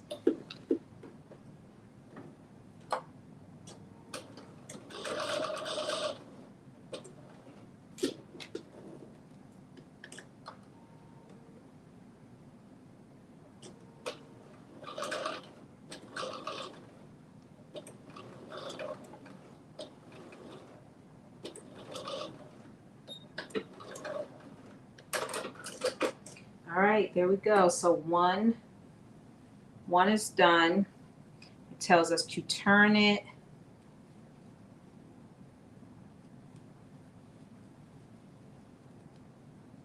And I'm actually going to cut this a little bit because it's very bulky right here.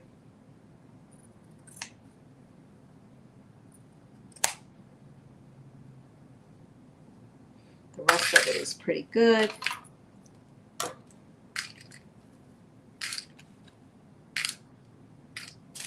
I'm going to move this out the way so I have a much cleaner workspace.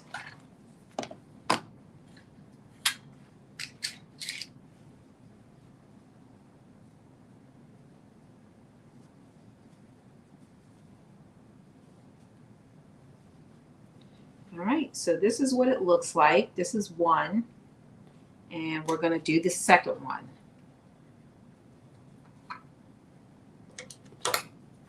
And then we'll base the edges, the bottoms of each.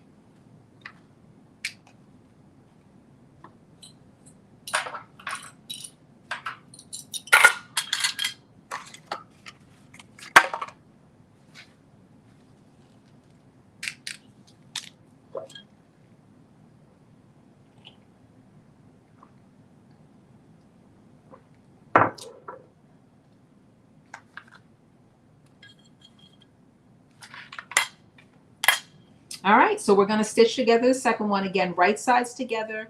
We're just stitching the spikes, and we're doing it 1/4 inch from the edge, and then we're going to turn it inside out and clip any unnecessary bulk before you turn it inside out, and then we're going to baste the bottom edges.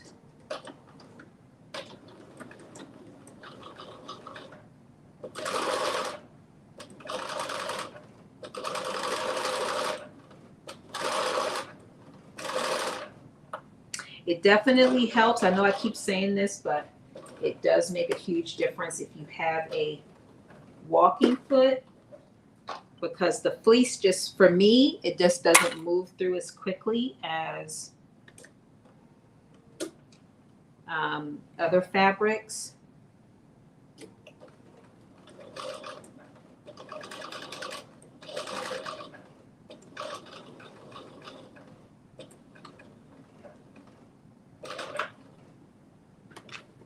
Especially when dealing with these little pieces.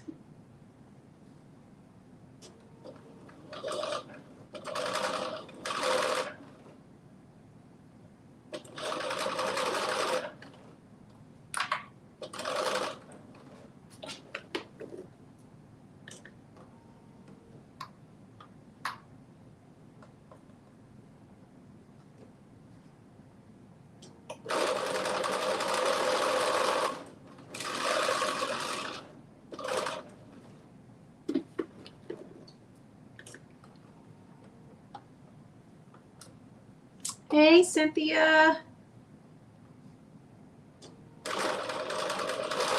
Thank you for joining. Thank you for stopping by.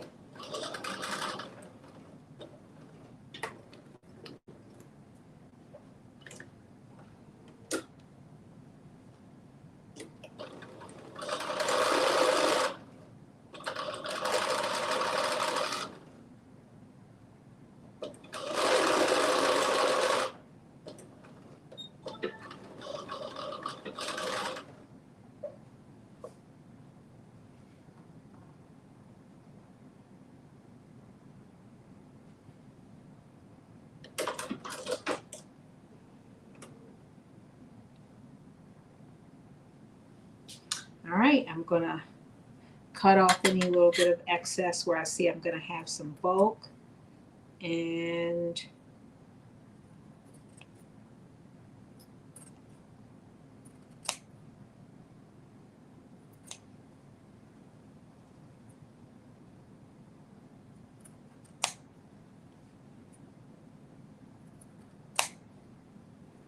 I think that should be good. And we're going to flip this inside out. And then we're going to baste along the bottom. And this is just so adorable. Can you just see dinosaur? I could totally see it. Totally see a little dinosaur coming out of this. So these again are the spikes for the hat and the spikes for the tail. So I'm just going to move that out the way. I'm going to baste the bottom, do a basting stitch to the bottom.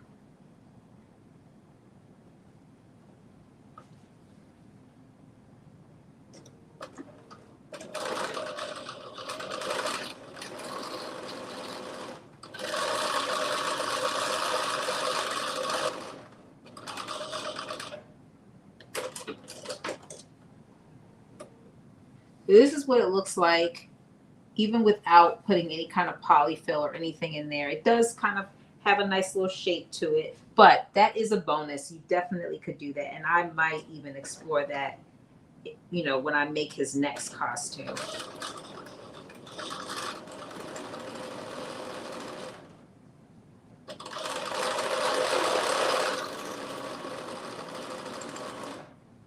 All right.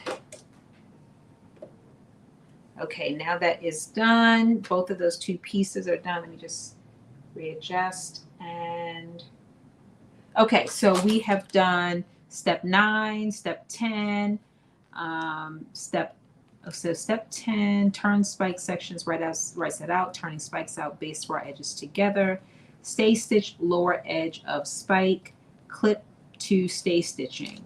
And then it says on outside pin spike to one tail, section 12, matching small dots. Okay, so we're going back to the tail, and we are clipping the tail. So when there's 2 dots that are on the tail, and those dots are at the top. Let me see if I can get my chart. At the upper curved edge of the tail. I don't think, oh, you know what? This might write on here. It does a little bit, can kind of see. So I'm going to show you really quick. I'm going to pin it and then I'll show you. So there's 2 dots at the top part of the tail. It's telling you to take one of the tail pieces. Oops. And pin the spike to one tail matching the small dots. Okay, so here's my one tail piece, and there's 2 dots, and those dots are in the upper curve. So one is right here where my fingers is and the other one is at where my bottom finger is where it is. These 2 pieces, these 2 areas is where it is. So you're only doing that to one, and you're doing it to the outside. So the right side, and you are then pinning. And so of course I marked this on the other side. So I need to, yeah, it won't transfer on this side, but I kind of have an idea. Use a pin. So this is where I am going to use a pin because I don't have any way to kind of mark this dark fleece. And where's the other dot? Okay, here we go. So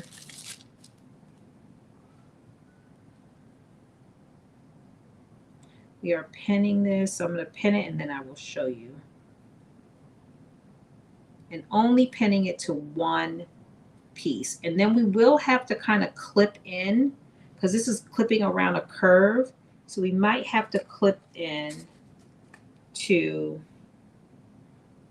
the spikes to make it curve around nicely.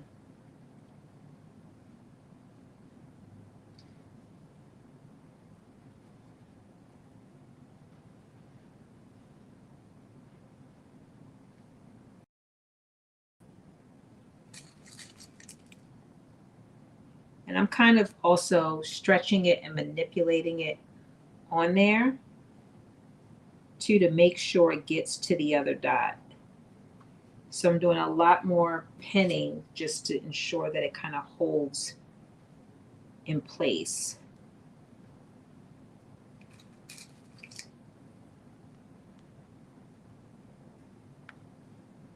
So once we pin this, matching the small dots, then we are going to do a basting stitch. Basting this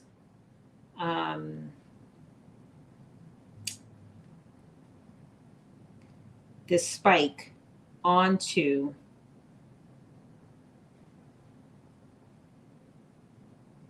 the tail. And I'm just going to show you really quick before I put the basting stitch in.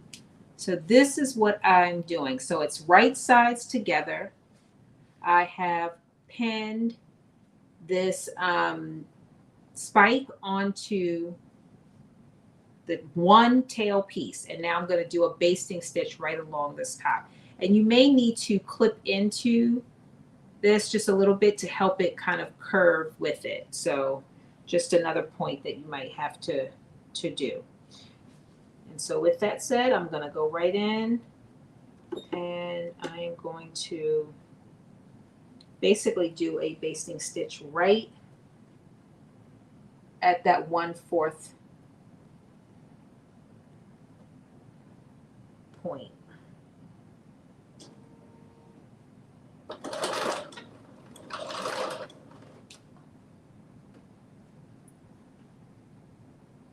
And I'm just making sure that my tail and my spike or the raw edges are lined up.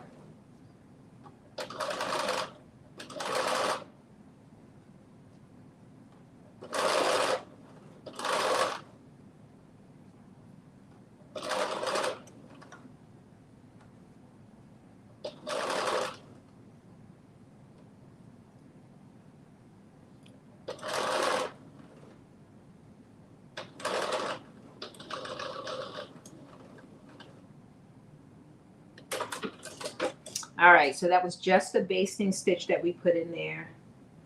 And this is what it looks like, basted on. And now the next step is that we are going to, it says turn under 1/4 on the straight edge of the tail. So that would be this part right here. We're going to turn it under 1/4. So you're going to turn it right side. Oh, what's this right side? Yes, right side. You're going to fold it back in, turn it under onto the wrong side. So we're going to turn it under 1/4 it, and then we are going to of each tail section. So I'm going to actually press it. I'm going to do the same thing on the other tail section. So this is the part that's going to be connecting onto the back of the bodice part that we just did.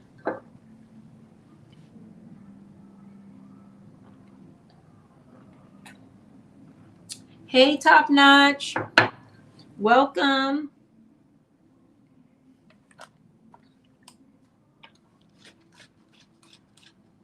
So excited. I cannot wait to put this tail on. I'm very excited about putting this tail on.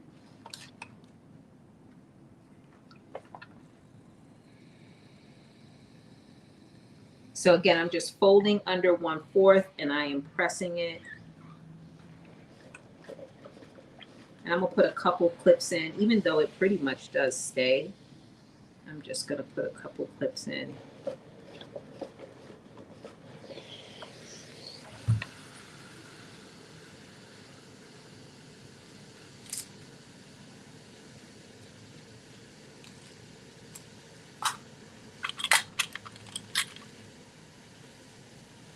Okay, so that one's done. And now I'm doing the same thing on this side, just turning it in 1/4. And then I'm going to press that.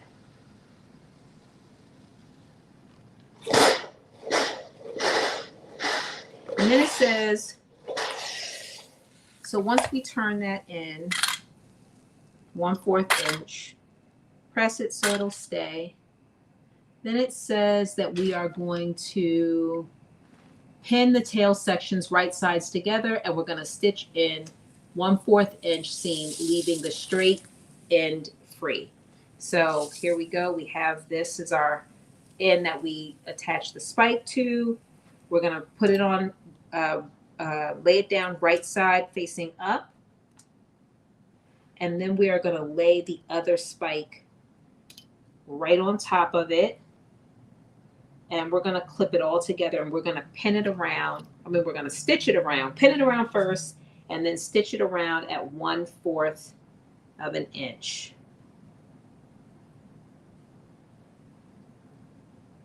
So I am just clipping right now, and then I will be stitching it all together.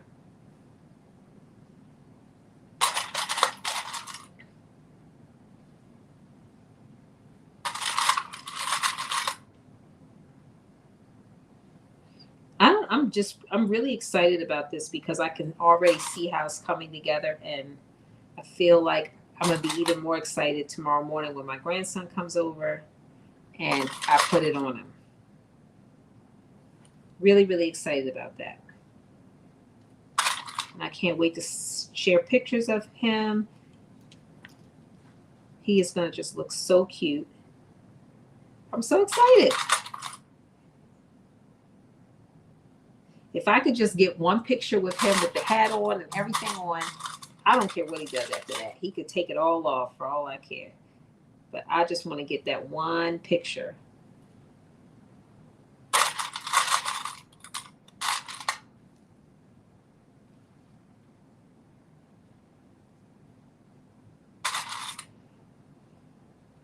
One picture. I feel like it's going to be a one picture outfit. That's what I feel like. But it's worth it. It is worth it. Okay.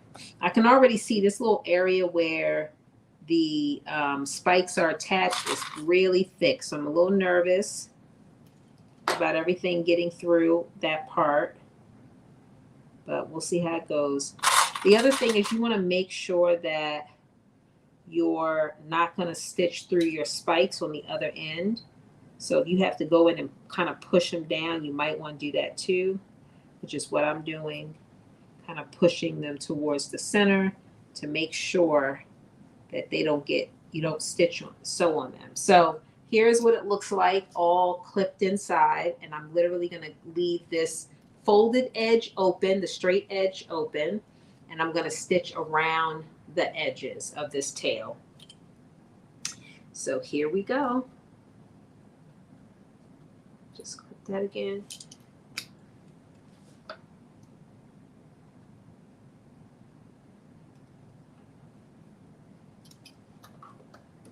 Oh shoot, let me.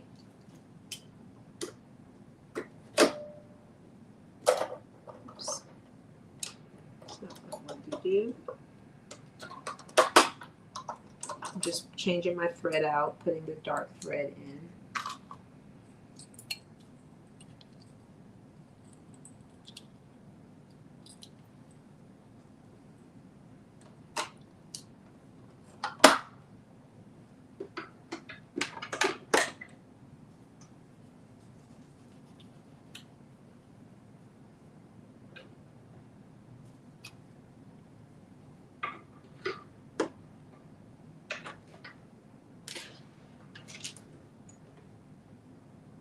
Oops.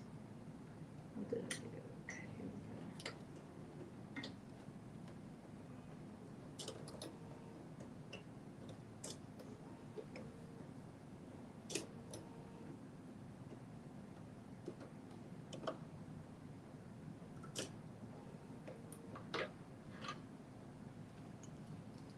go. All right, here we go.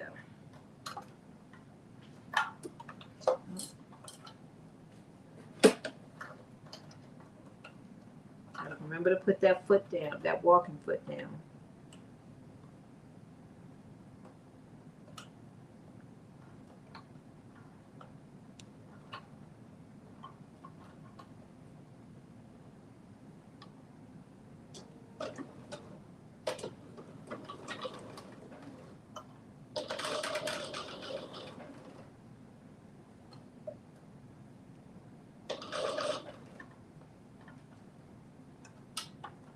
So just taking my time to make sure that I'm not stitching over any of the spikes, and I'm catching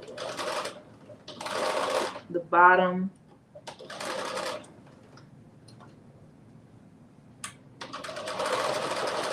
of the tail.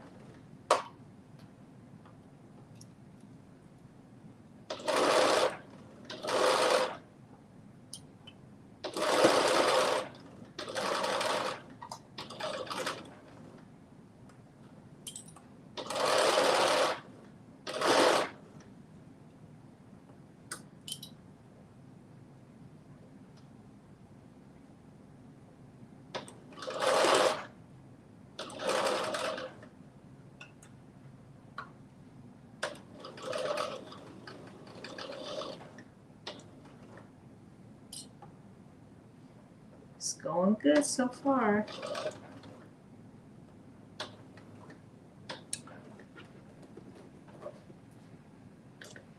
Alright, one side kind of done. And now we're getting ready to do the other side.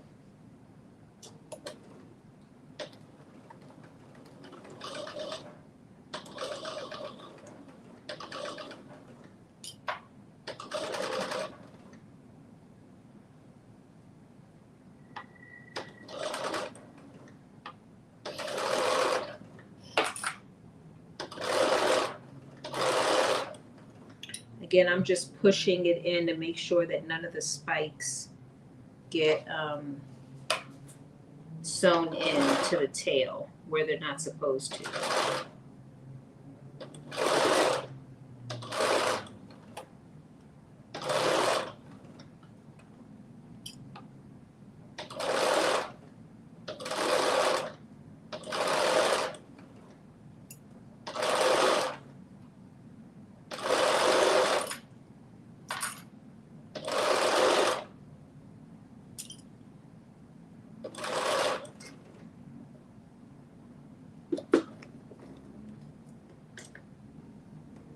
Alright, this is the last piece.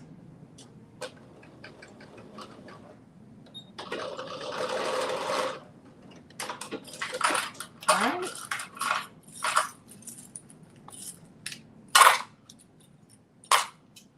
I just want to make sure that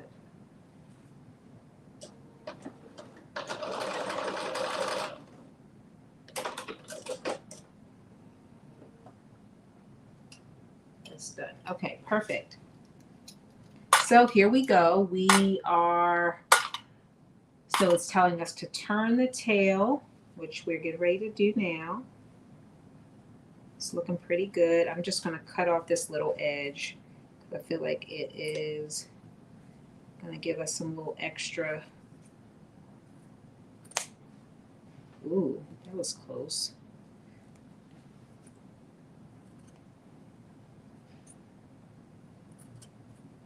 Just cutting off any extra that I think will be bulky, but also trying to make sure I don't cut through my stitch, which I almost did in one little part.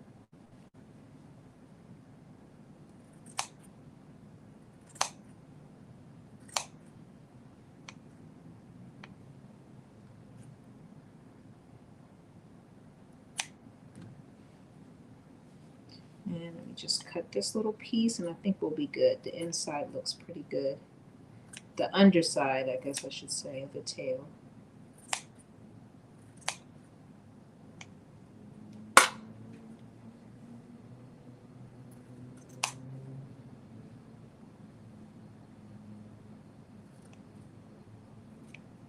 All right.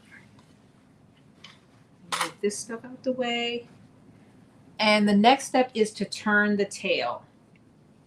So that's what I'm about to do. We're about to turn this tail inside out, or right side out, I should say. And it's looking good. Very excited. I'm just going to stick this. I can get this little point.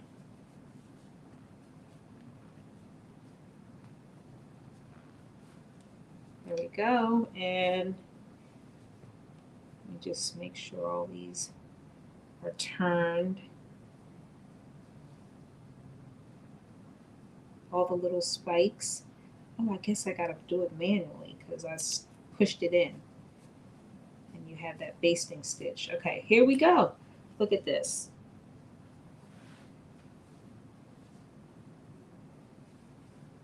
This is the tail. Hi, Miss Tata. So here is the tail. I'm gonna press it a little bit. I see there's this one little part that I'm not happy with. I'm gonna fix it really quick before I press it.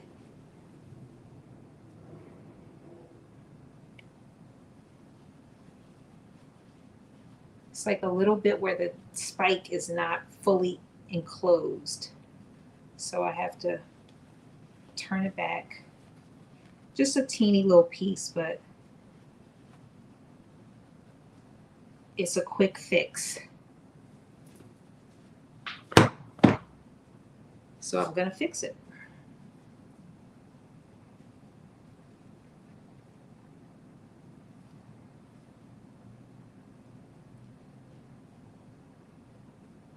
Very quick fix. Right here at the edge.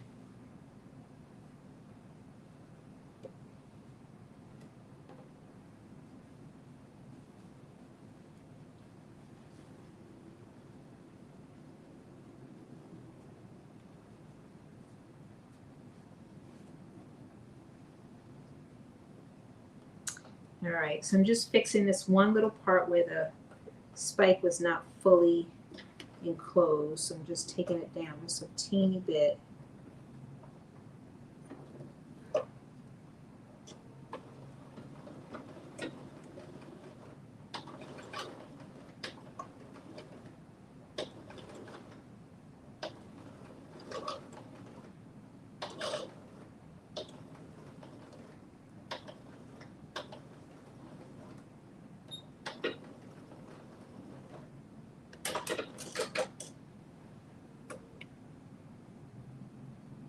All right, I feel like that should be it.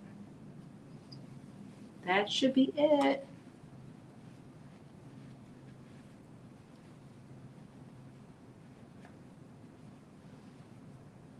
And let's see, did that work?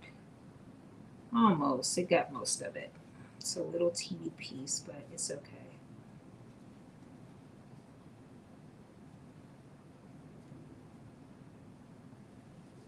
And I'm just going to stick my pin in there and push that tail all the way out. All right, there we go. So now I'm going to just press this. It's already hot.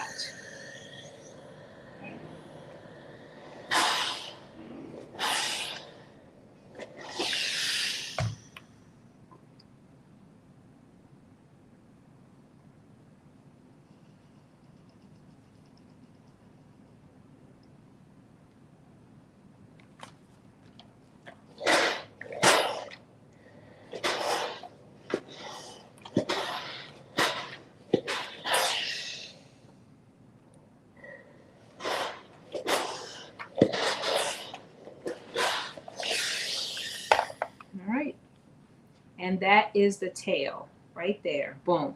Okay, so it says on the outside, pin the tail to the back of the costume, matching the small dots, large dots, and hand sew securely in place. So we are, I do not want to hand sew this. but it's saying hand sew. So I'm going to hand sew it, but not on camera. If I do, it'll be at the end. We'll see how far we get. So anyway, this is where the tail goes. There are 2 dots that are at the bottom. You're going to basically match the top and the bottom to those dots, and the tail goes on the end. And that is the kind of the bodice part of your costume. So that part is done. So we're going to set that to the side, and we are going to go on to the hat. So remember, we did 2 spikes. Here's the other spike that we did, and the other spike goes onto the hat. So you have 4 pieces for your hat. Here it is, 4 little pieces. And I think I also cut this hat in a, oh no, I did cut it in a medium. So I'm hoping that it will fit his head. But okay, so what we're doing is for the hat is that we're going to pin 2 hat sections right sides together. So here are 2 hat sections right sides together. And we're going to put them instead of pin them.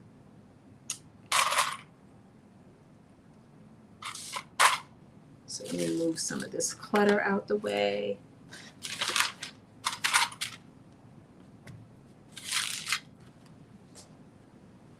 Okay, here we go. So I'm pinning these 2 pieces. So you have 4 hat pieces. We're pinning 2 together. Right sides. Let me just make sure. And we are matching the notches and stitching only the notched edge. So let me get my, I'm gonna put this back and make sure I know which ones are my notched edges. I did not clip these. So we're gonna do a quick little, is there only one? Yep, there's only one, okay.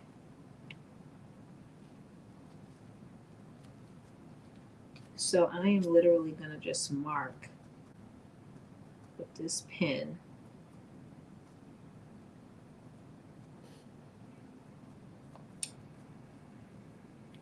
There we go.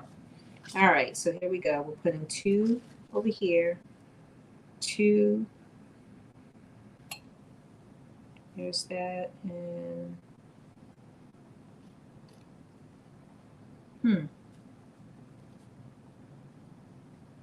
that's interesting.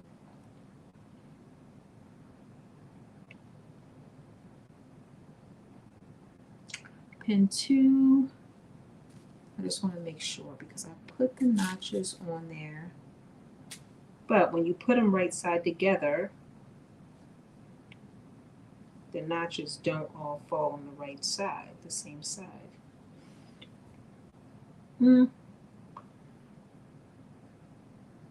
Right sides together, matching notches, stitch notch edge.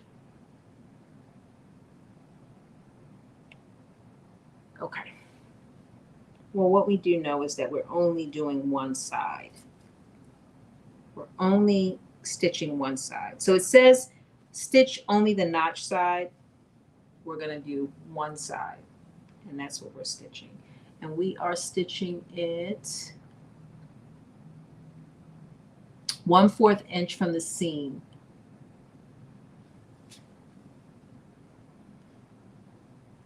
So here we go.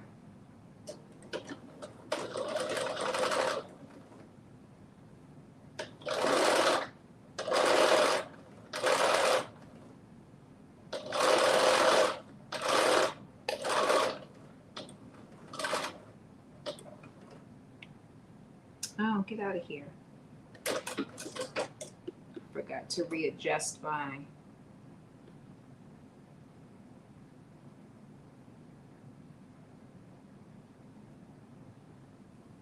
so we're going to do this again.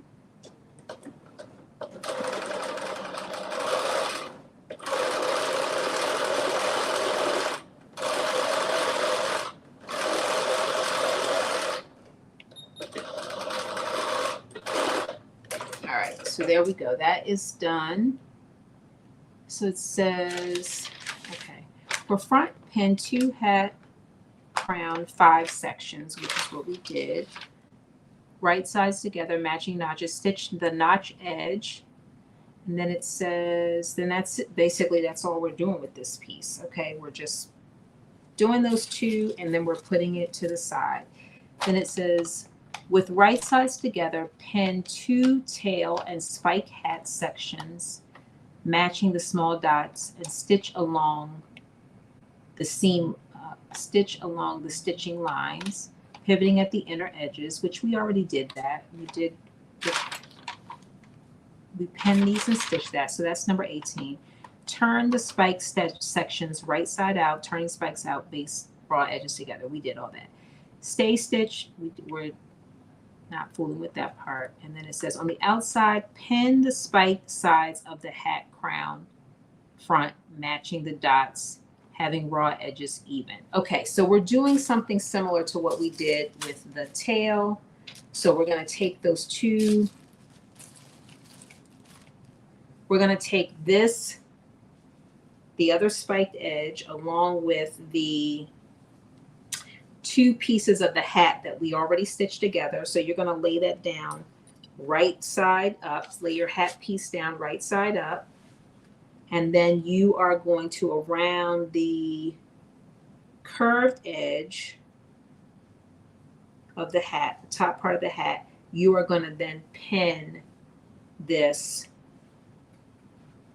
spike part. So let me just show you what it would look like if you were going to pin it. So around the top part of the hat, or the curved part of the hat. So this part is where you're going to basically right sides together. You're going to match up those raw edges, and you are going to pin. And there are dots that are on your pattern piece that will tell you where to position your spikes. So I'm just going to clip those in place, and you might have to cut little clips in to your into your spike edge to make it be able to go round.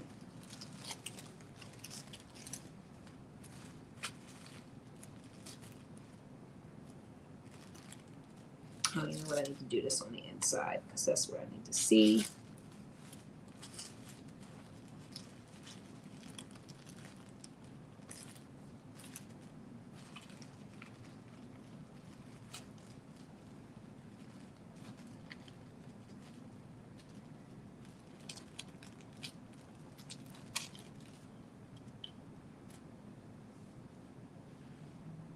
Oh, you know what? This one go this way.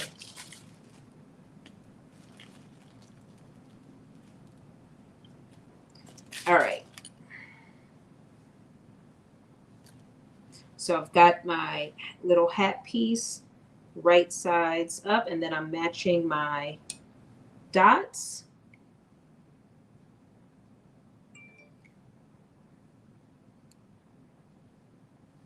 So I'm starting at 1 dot on that lower edge, and I'm actually going to have to use pins for this too, because you kind of have to stretch it a little bit in place to get it to fit the way it's supposed to fit, so that the spike goes all the way around.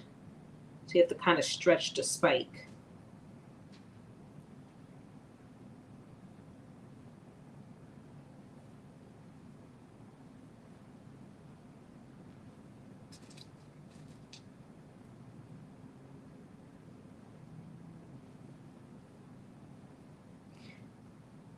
I missed that little part when I was reading the instructions over preparing. I missed that little hand stitch part. I just knew for certain that I was not hand stitching any part of this costume.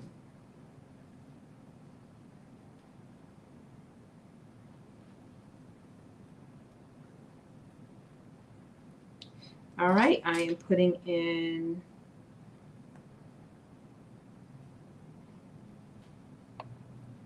one of the last pieces. and then I'm going to stitch. I am not changing my thread for this since this piece is going to be sandwiched in.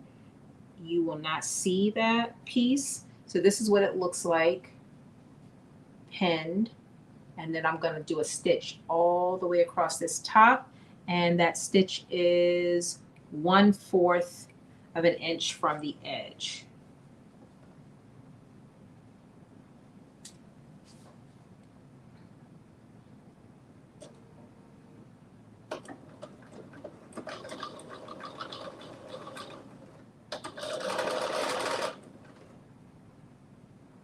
So I'm just making sure that my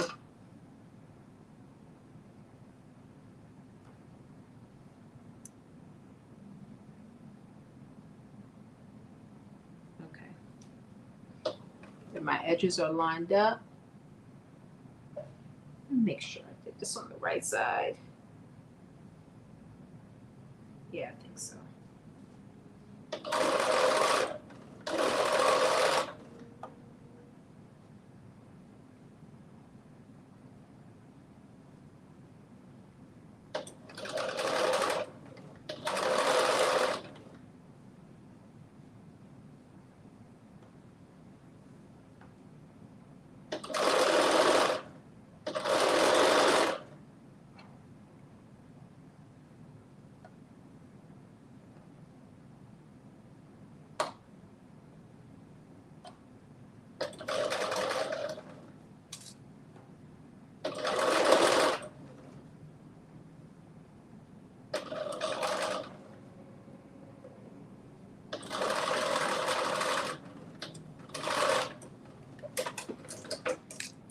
All right, I got this. So this shows you what it looks like. It's now stitched on. This is the little hat. So now we are on the outside. We're going to pin the spike sides of the hat crown front, matching the dots, leaving raw edges even. We already did that. And then 22 with right sides together, we're going to pin the crown sections, matching the side seams and stitching in 1/4. So now we are doing the other two pieces of the hat. Let me just make sure. Yes, we are doing the other two pieces of the hat. Only on, are we doing it only on one side? Let me see.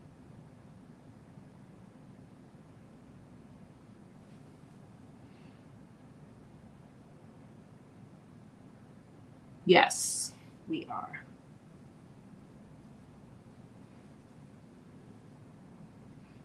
Oh yeah, so we're literally creating the same thing. We're doing the same thing that we did with the first piece, which is just stitching on the notched edge on one side, and then we're going to match both the front and back together. So right sides together, and you are going to stitch at 1/4 on only on the notched side. And actually, I'm going to do it this way.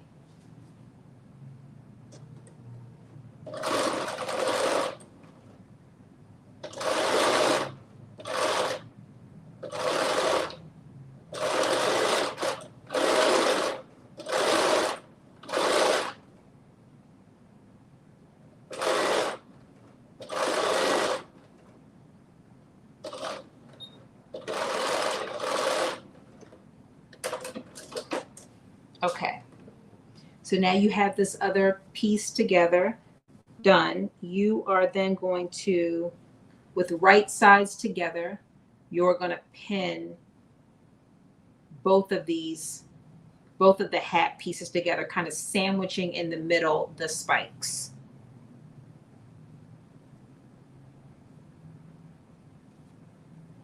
So I'm going to use the clips to do that, to sandwich it in.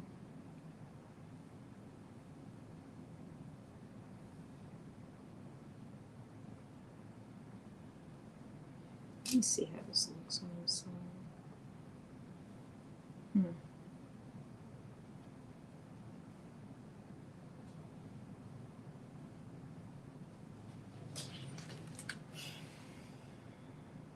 This one piece didn't.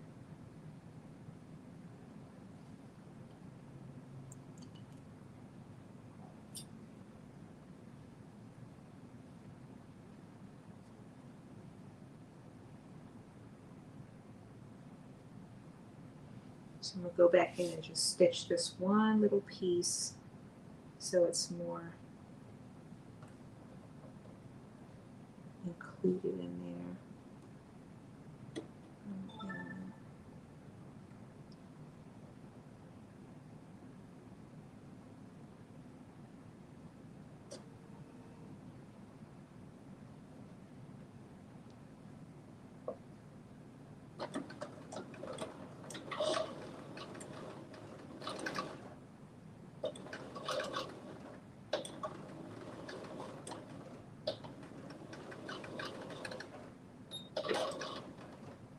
Okay. Let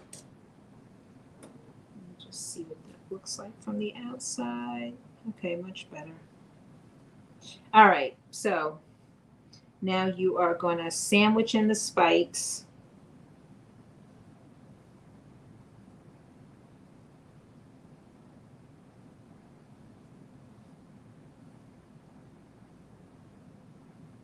Make sure that's right. Yep, that's right. And then we are going to stitch around. Same way we did with the tail, but this time with the hat.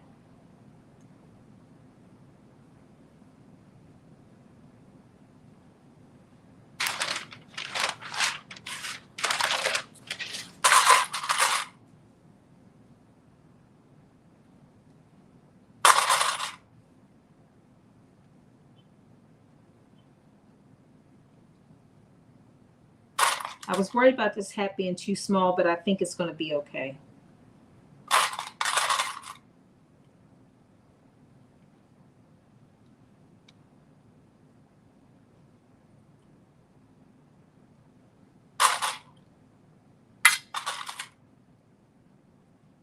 So I'm just clipping around these edges. All right, so this is what it looks like. And now I'm about to stitch around the edge. Again, making sure that I'm getting both the top and the bottom. And the spikes are sandwiched right in the middle.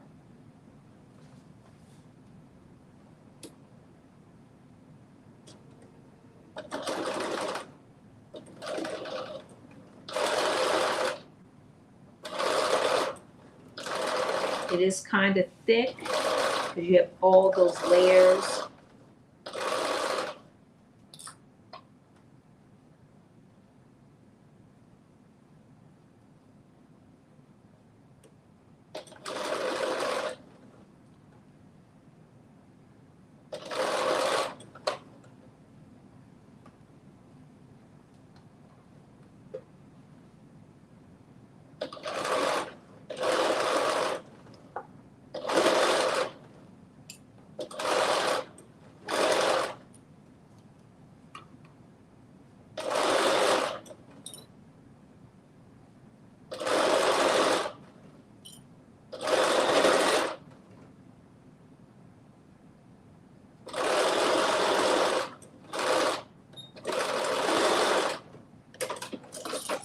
All right.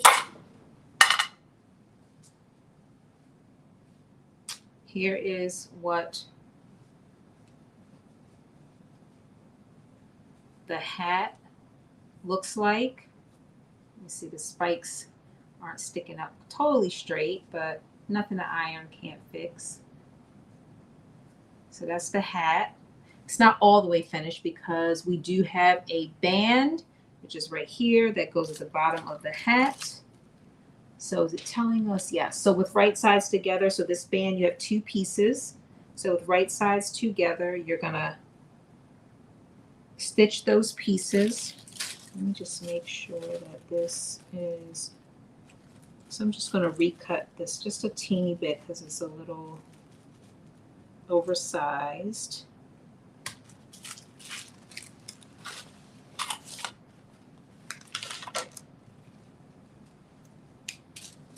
Just folding this back because I have my big mat underneath and it'll be so quick to recut it with that.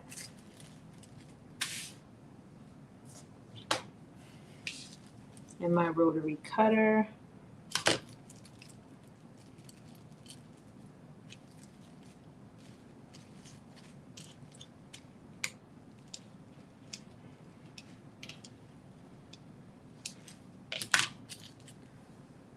There we go. That's much better. And I'm also going to transfer over these dots. So that's only for view A, view A. So no, I don't have to worry about those, but I do have these notches on each end. So I'm just going to transfer those. And then I'm also going to transfer a line so I know where the front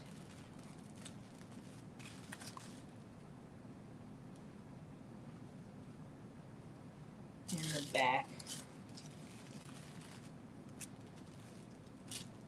is. Okay, there we go. So right sides together. We are stitching 1/4 inch seam on each side. So one on this side and one on this side. So on each side, right sides together, stitching 1/4 inch seam on each side.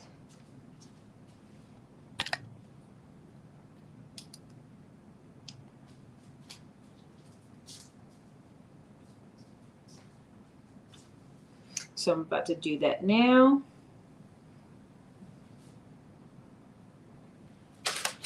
And then let me see.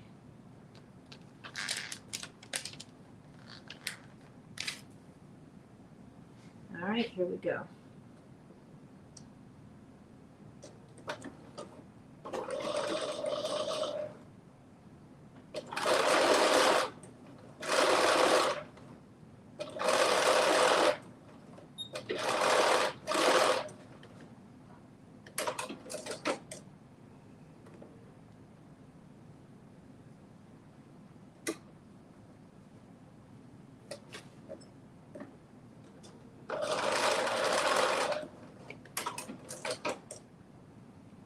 So one side is done, and now I'm doing the other side.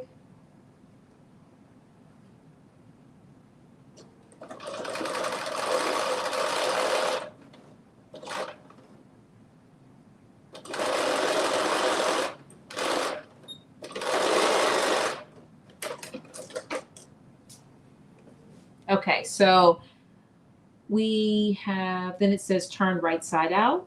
So here we go. We are turning it right side out. And then we are going to fold it in half lengthwise, matching the centers and seams and having the raw edges even. And then we're going to baste it. So here it is whole. We're going to basically fold it in half and line up the raw edges.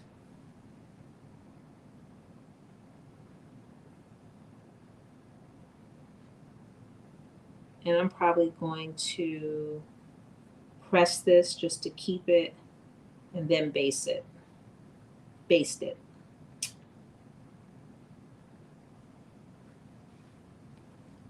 So this is what it would look like.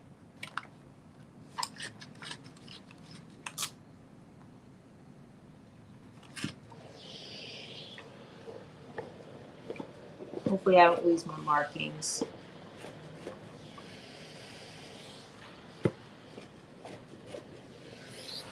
And turn this up.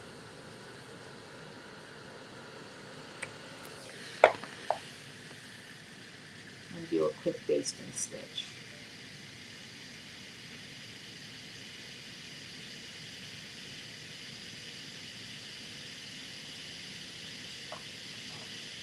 Making sure those raw edges are even.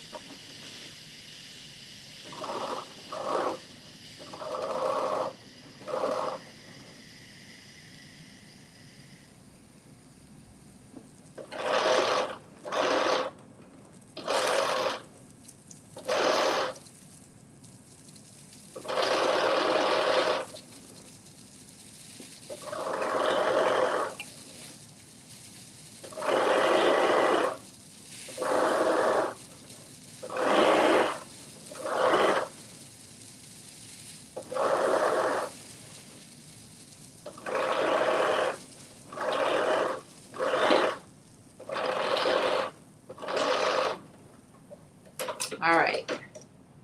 And now I think this is the last step for the hat, which is that we are going to put right sides together, lining up the front and the back, and the front and the back of the hat to the band, and then line up the raw edges. So I'm just going to use my clips again to clip that.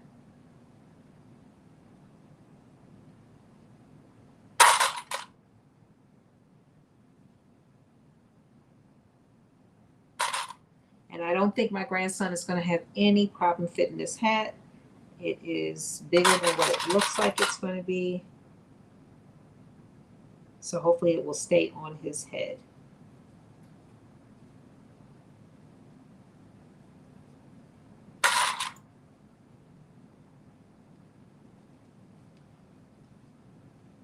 You also might have to do a little stretching just to make sure everything fits, but not much.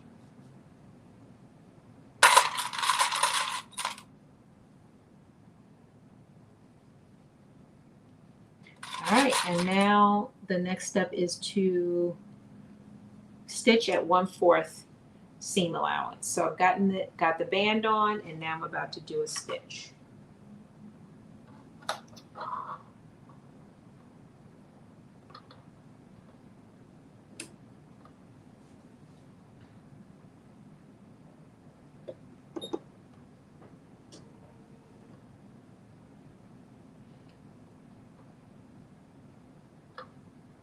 I'm just making sure the raw edges are all lined up.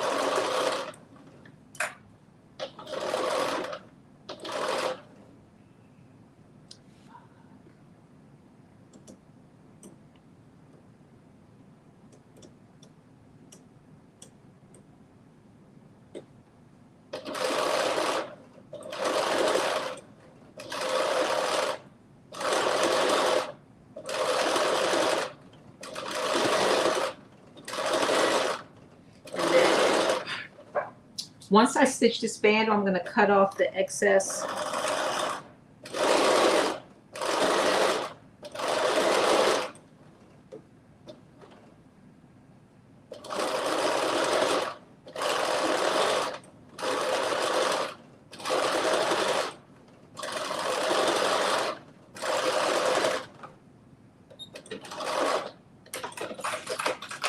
All right.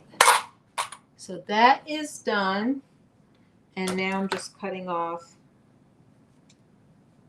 a little bit of this. It's not much, but where it's like really bulky, where the seams meet up. Being careful not to clip the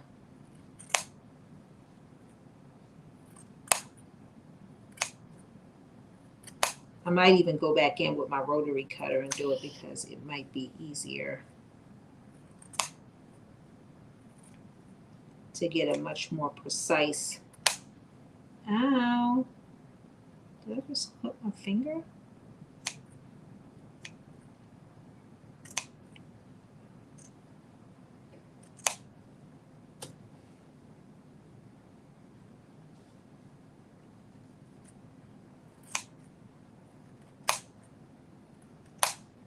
All right, there we go.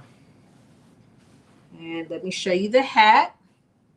So we have finished the hat. This is what the hat looks like, and it is super cute.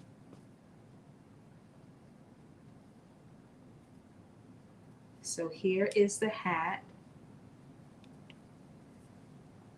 Really cute, really cute. Very cute. Okay, so hat is done, and we are going on to the last part, which is the little blanket. Or I'm gonna attach it, I think, or make it, maybe even use Velcro to make it a cape. So here is the piece. So the first step is we are gonna do, what is this? Oh, the lower spikes. Okay. So the first steps is it tells us to take out piece number 14, which are the spikes. There are 2 sets of spikes that go onto the blanket. This is piece number 14. And we are literally going to do the exact same thing that we did with the hat and tail spikes, which are put them right sides together, and we're going to stitch around the top part, around all of the spikes. And then we are going to baste the bottom part.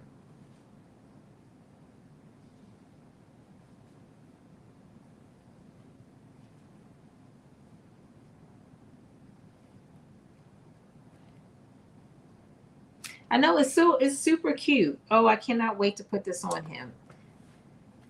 I'm so excited about putting this on him. He will literally have on everything, and he's got some little black Chuck Taylors, which is just going to be so adorable. I'm just so excited.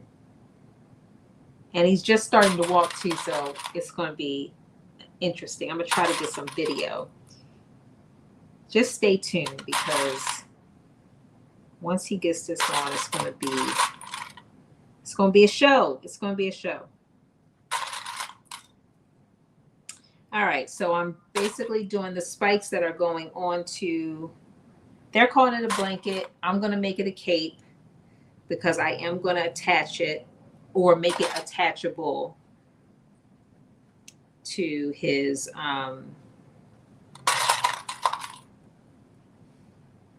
outfit. All right, I'm just clipping both of these so I can go right in and stitch them up.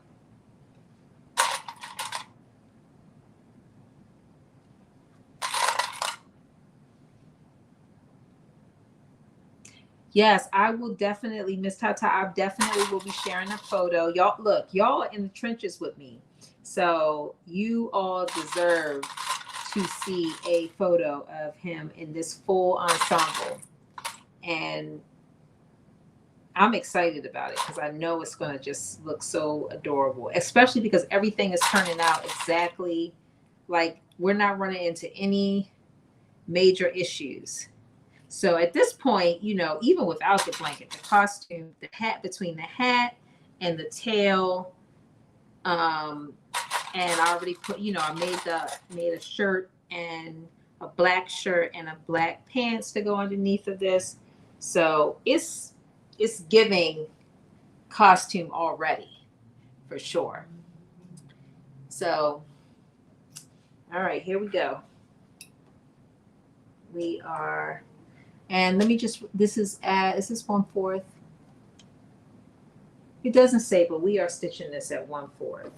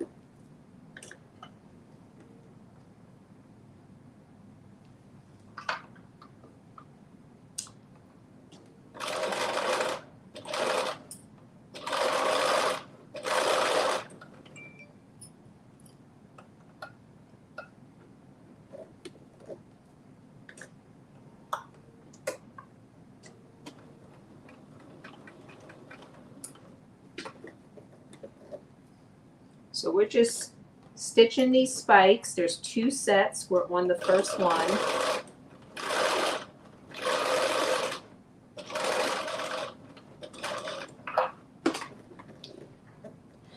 So just bear with me while I work my way through these little spikes.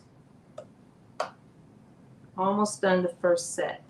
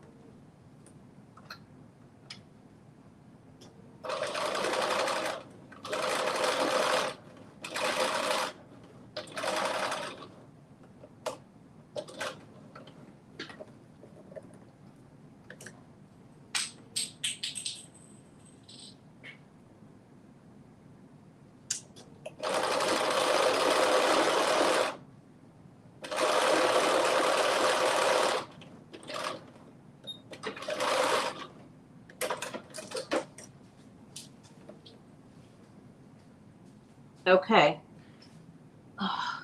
One done. I am going to clip off some of this excess because there's a little bit.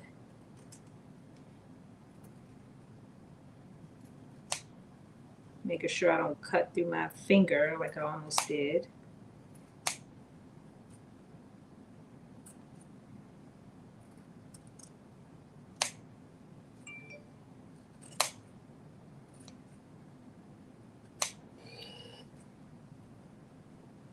All right, I feel like this is good.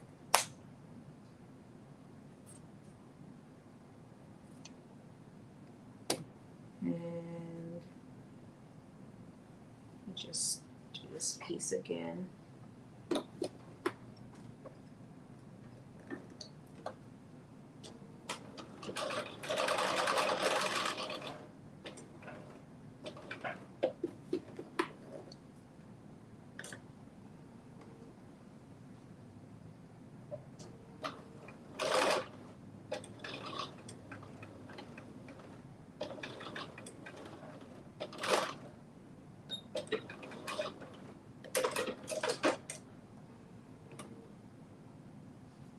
All right, there we go.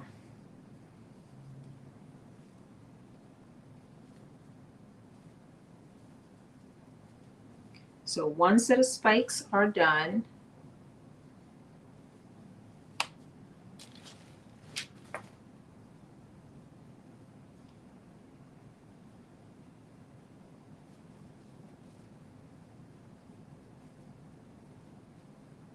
And then we'll do a basting stitch in the bottom in a minute. We're going to do the other spikes. Again, we're doing the same exact thing we did with the hat and the tail. We're just doing it with a little bit of a longer piece.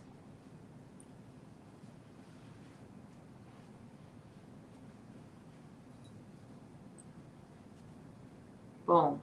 One down, one to go. Thank y'all for hanging in there. You said you love being a grandparent. Me too. I definitely do. It is so much fun. I miss him so much. I'm gonna tell you, the only thing I am sad about is that I don't have more time because I'm so busy. I'm not a typical grandparent. I'm like very super busy all the time, so I don't have as much time as I wish I had. But I have 3 kids and only one of them has a baby. So the other 2 will be having babies when, hopefully maybe not when I'm retired, but hopefully when I get to the point in my life when I have more time than I have right now, so that I will be able to be more involved. I don't know if that's a good thing or a bad thing for them.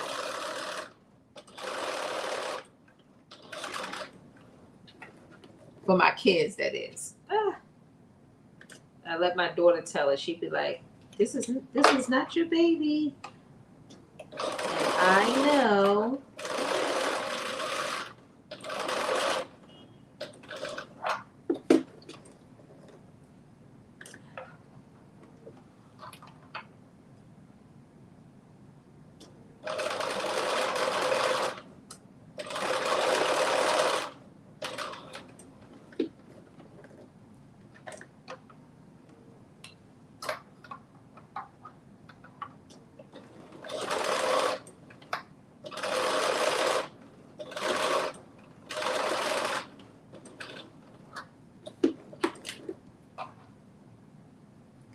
They live in your pocket. Yes, right. Exactly. You hit the nail on the head. 100%. 100%. That is so true. So true.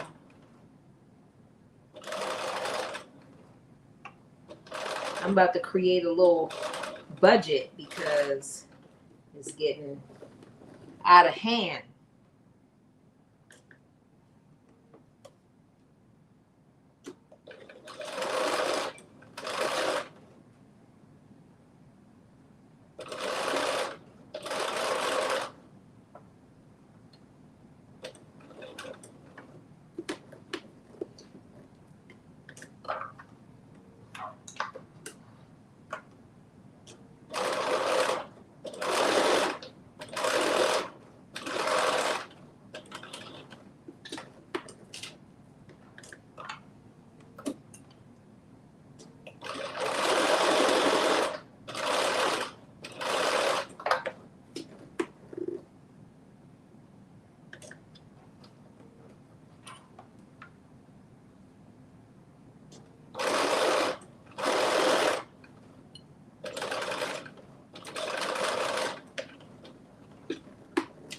Almost done.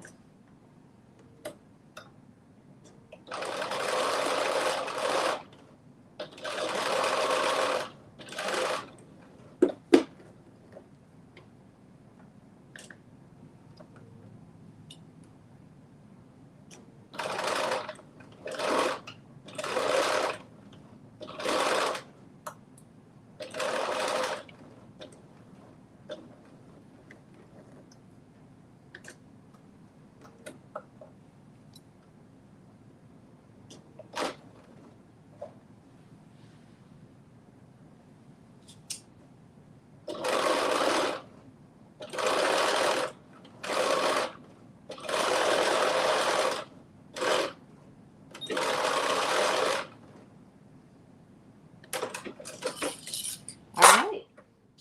So we have the second spike done. Again, I'm going to do exactly what I did on the first one, which is cut off some of this excess so that the spikes look pretty good. Just also want to make sure that where I got really close, there isn't any holes.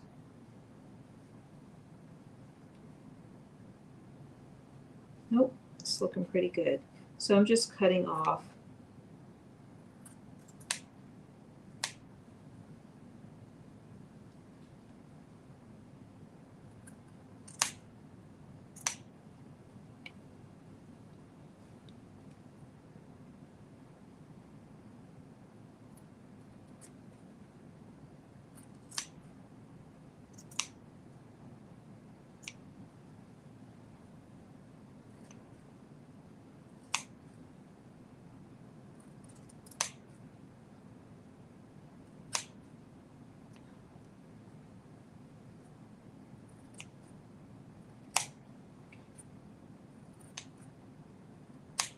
All right, there we go. So we got that done. I'm going to flip it inside out or outside in, right side out. And I'm going to baste it once I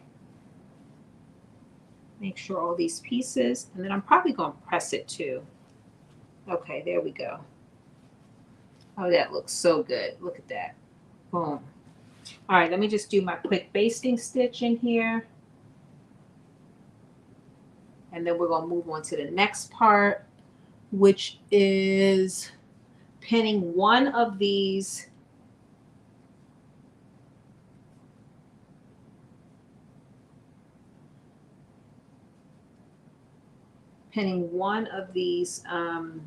spikes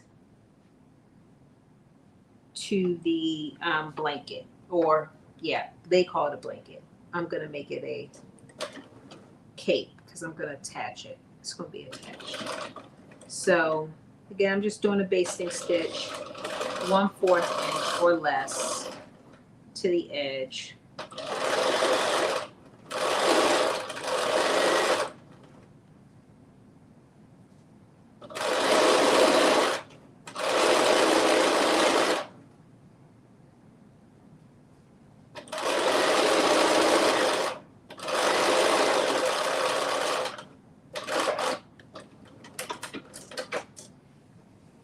Okay, one done, and I'm doing a basting stitch to this one.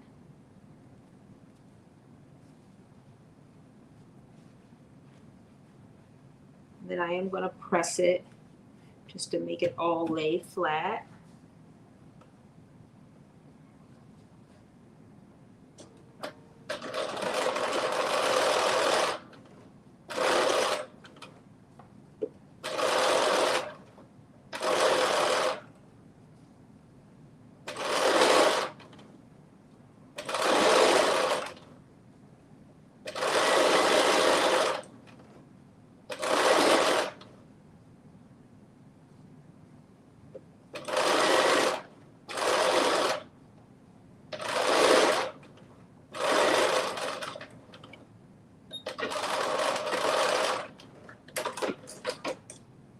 Okay, now we do have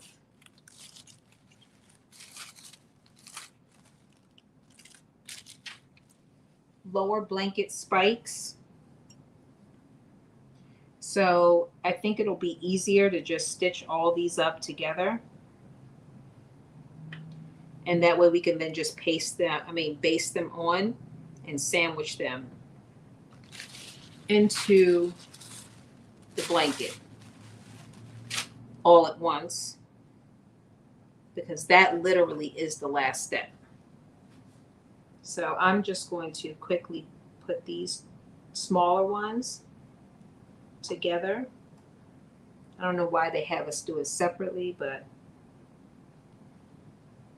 we're going to do it right now.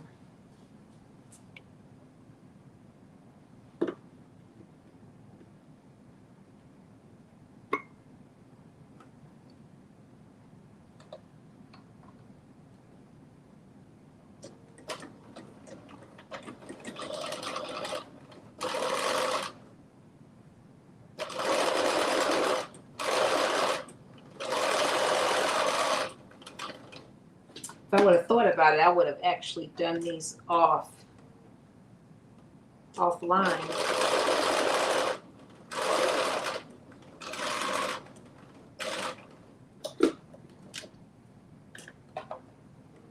But the good news is that they don't take that long.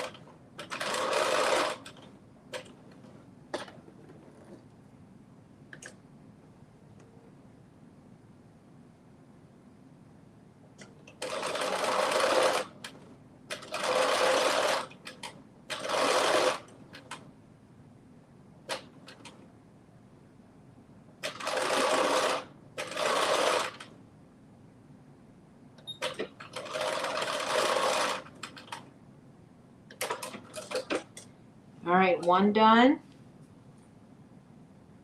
one to go.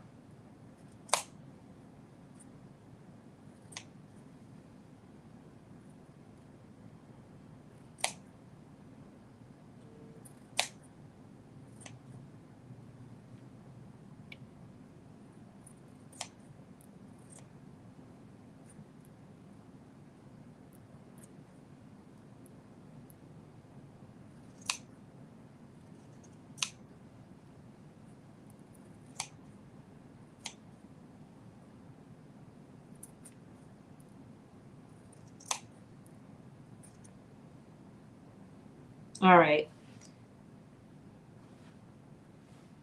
Now we're going on to the second one. We almost done. I can see the finish line. I can see the finish line. It is in sight.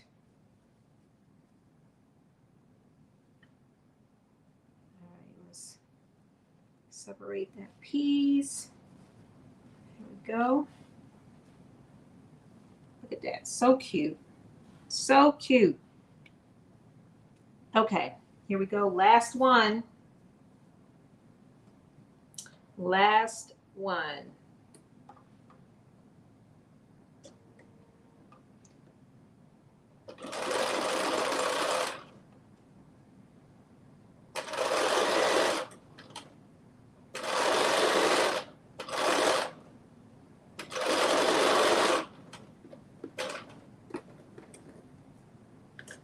I would definitely recommend this pattern if you are thinking about making a pattern for a child. Let me see. It goes up to, what's the age? I have to go back and look. Oh, here we go. It is 18 months. Goes up to 18 months.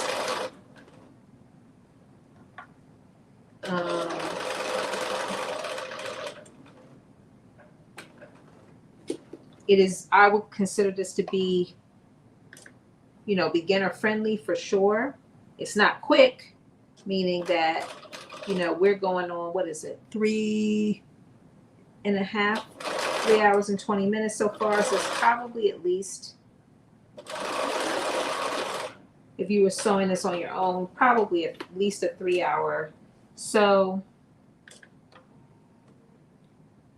3.5.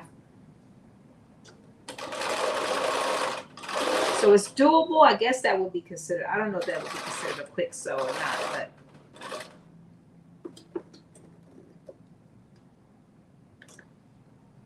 it is doable. I think the longest part that takes is stitching all these, what do you call it? All these spikes.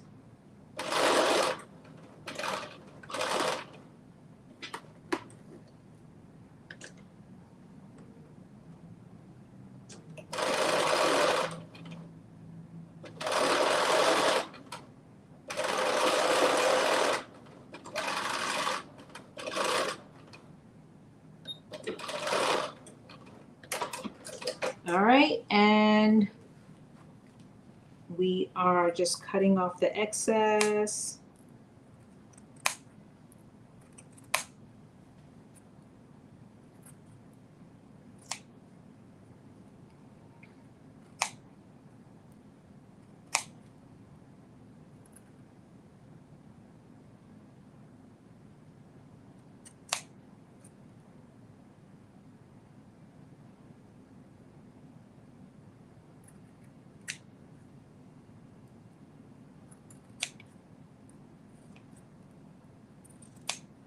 Here we go.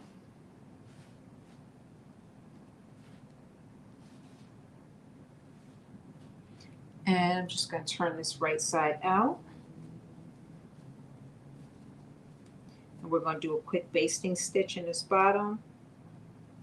Press all these, and then we are sandwiching them into our blanket, which I'm going to turn into a cape, and figure out what is the best way. Probably I'm thinking Velcro is the best way to attach it, but part of me feels like it won't stay on.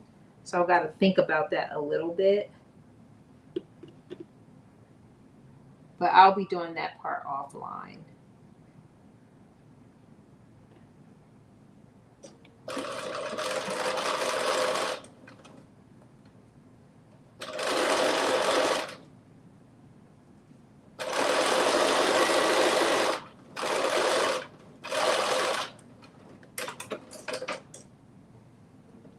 Okay, one is done.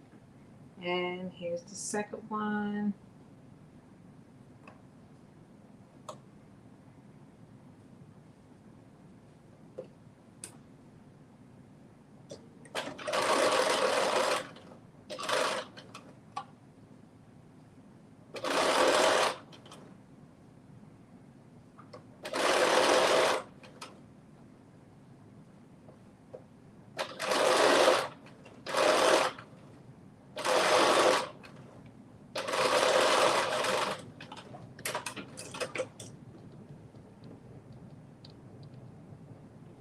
Okay, so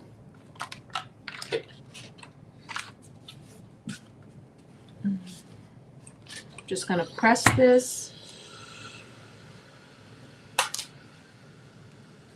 spikes, and then we're going to sandwich them in.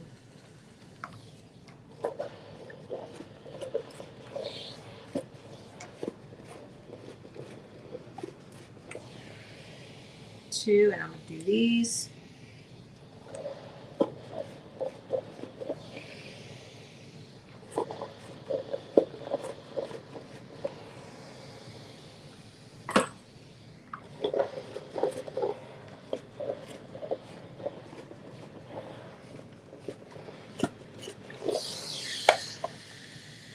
All right, now we are done with that, and the next step is to pin. So here we go. We have, oh, you know what? There's only one of these pieces. So let me see how we're doing this. Is this supposed to be two? Yeah, just one. So it says on the outside, we're going to pin.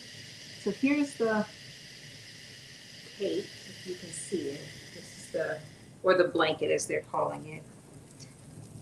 You are going to pin one spike to each section of the fabric, matching the small dots and baste.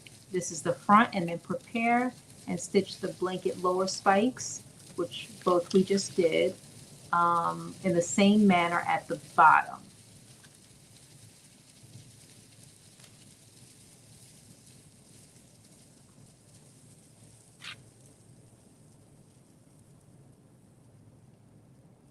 Oh, you know what? So there were supposed to be two of these, and I only cut one. So I was supposed to cut one in regular fabric and one in a contrast. I only cut one. So what we're going to do is we're going to pin everything to this one, and then I'm going to sandwich. I'll cut the other one and we'll sandwich it offline just so I can show you what it's going to look like. Okay. So on the right side facing up, we're going to take the larger piece and we're going to pin this right side to right side, and I'm just going to mark. Oh yeah, that definitely is not. Oh, okay, I know what that is. And you might have to do the same thing, which is stretch it out so that it does fit.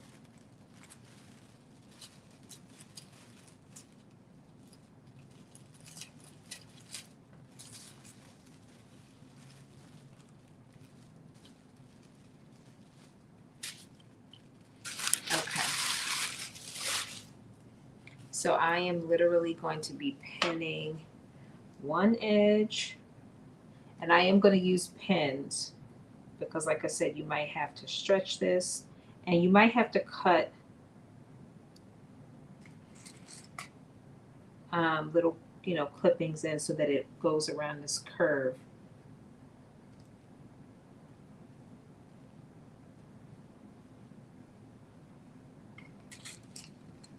So I'm just stretching it as I pin it.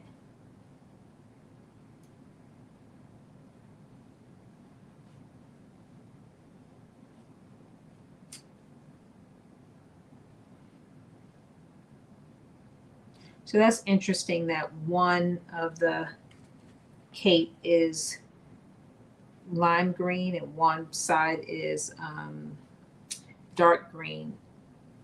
I gotta look at I don't think I have enough lime green left, so I might have to do them both in dark green, which is what I think would look better anyway.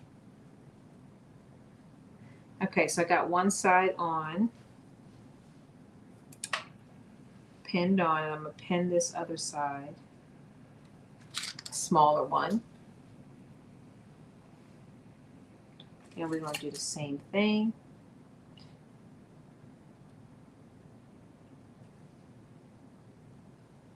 Just pinning it and stretching it.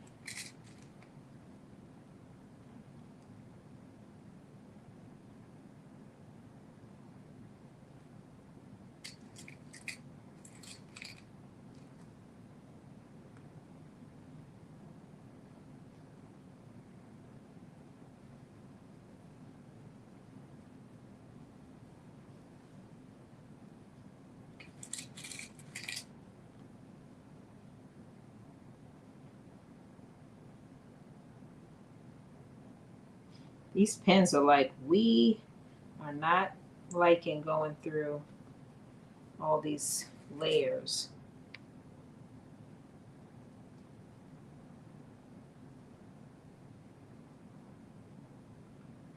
Oh my. It's giving me a hard time.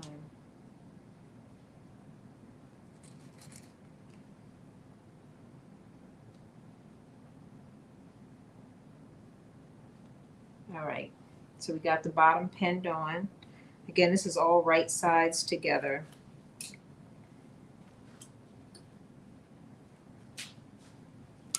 Same thing on this side.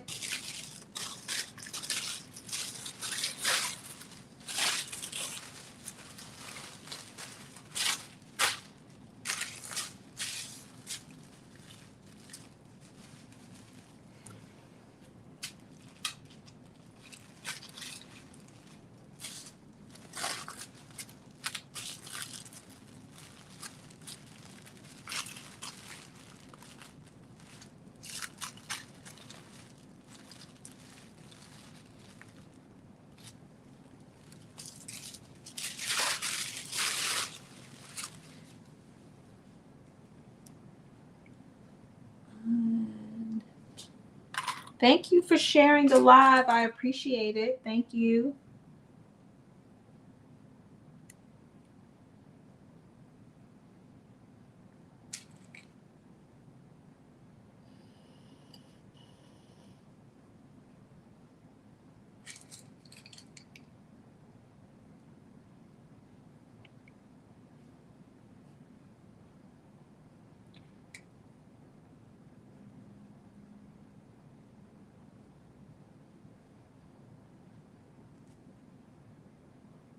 All right.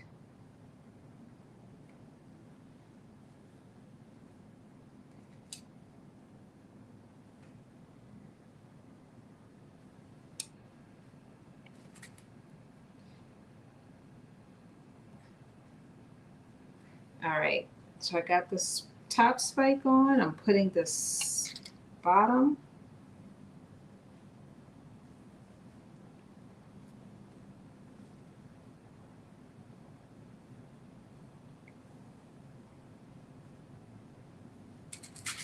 And then we're going to stitch.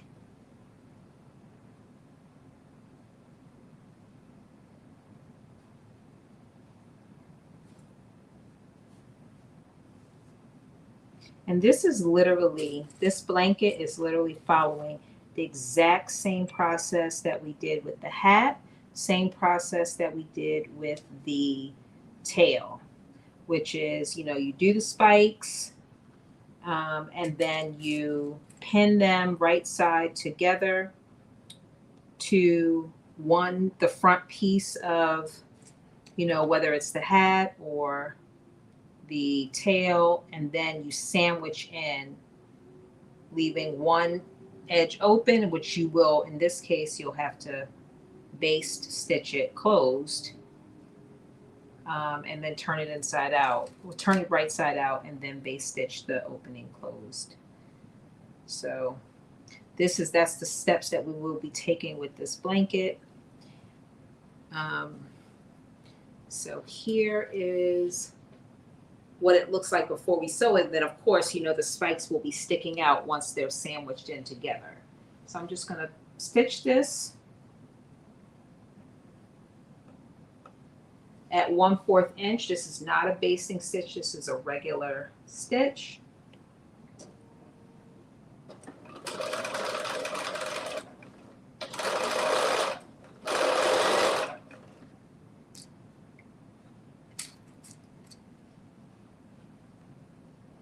See, who is that? Wish I could see. Aura Devin, tell me how, am I saying your name right? I'm probably not, but welcome and thank you and hello. Happy Friday. Almost Saturday. What time is it? 10:37.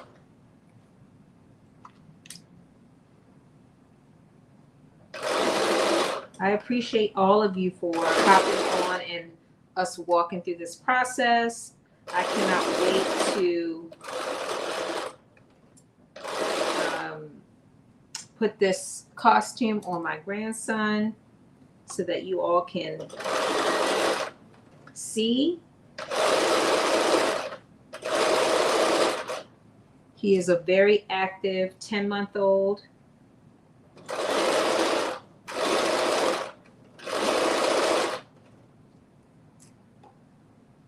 Which is why we made him a dinosaur and not anything else.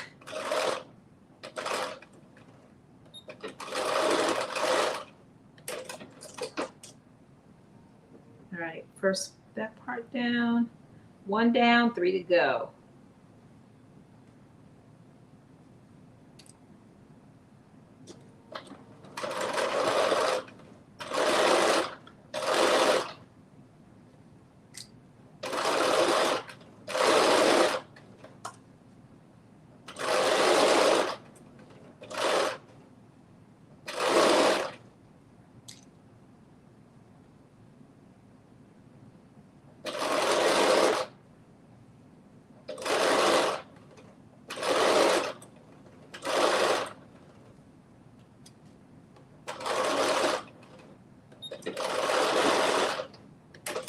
All right, 2 down, 2 to go.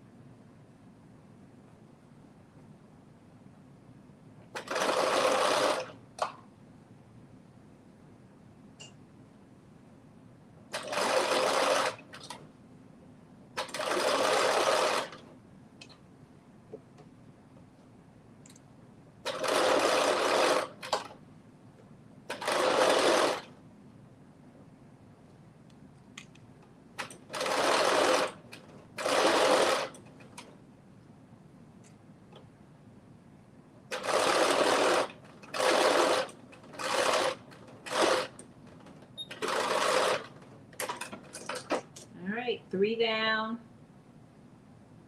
1 to go.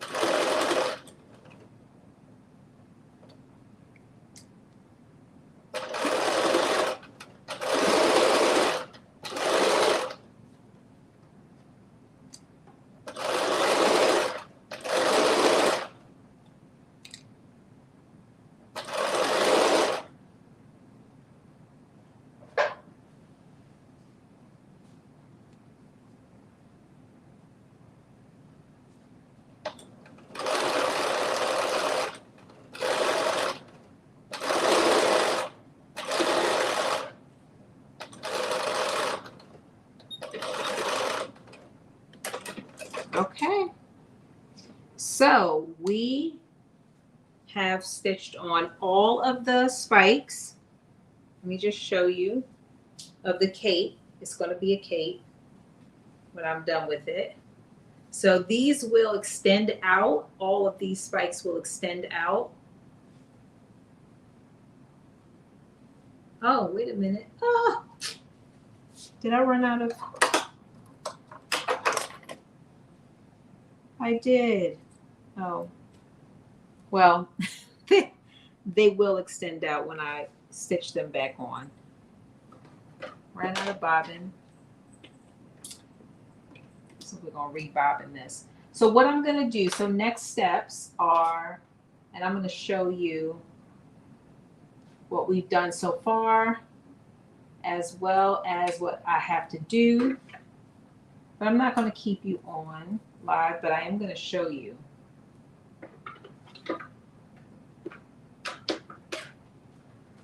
Hold on 1 second.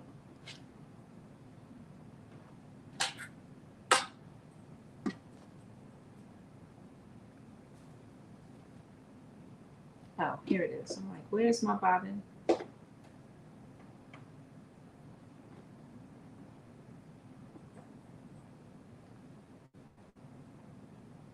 So we did a lot in this live. We made a bodice, or basically, which is the body of the costume, which has snap tape in the crotch part. We did not do it at the shoulder seams. We decided to stitch those together. And then we did, which also has spikes. Do we have spikes on it? Yes, we do. So, oh no, we didn't have spikes on it, but we have like a contrasting piece. So we have the bodice, which has the snap tape at the bottom. It has elastic in the leg part. We did not put snap tape in the shoulders, but this definitely can get over his head. So we don't have to worry about it. And then we're going to put the tail. I'm going to hand stitch the tail onto the end. I might even stuff it with something just to put a little something in there. But the tail goes on the end. That is not part of the instructions. That would be extra. So I'm going to put the tail on. When we get offline, that's what I'm going to do. I'm going to put the tail on. So I have the tail tomorrow. We also did a hat, which we completely finished this hat. So this will go as a part of it. We finished the hat. Very cute. Got the little spikes on it. The contrasting head, hat band. And then we did what is a blanket, which I'm going to finish this piece. So what I need to do is I'm going to fix this other spike, but these spikes will be, will stick out. And this is the bottom. This is the top. So I have to cut another piece, and then I'm going to sandwich it in, and then you'll see that these little spikes will stick out at the end. So there's kind of some at the bottom that represent feet, and then there's some at the top, which, represent the spikes on the dinosaur's back.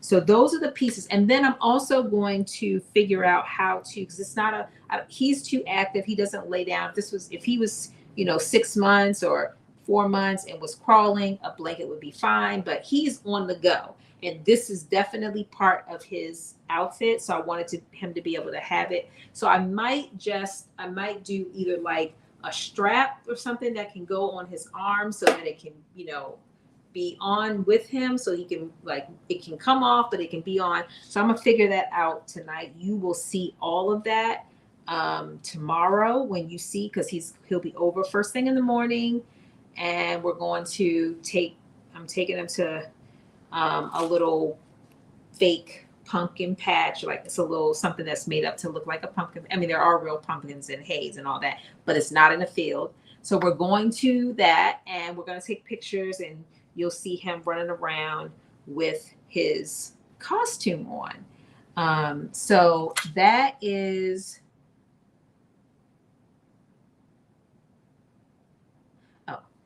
that is pretty much the end. So I will post some pictures tonight because I'm going to finish.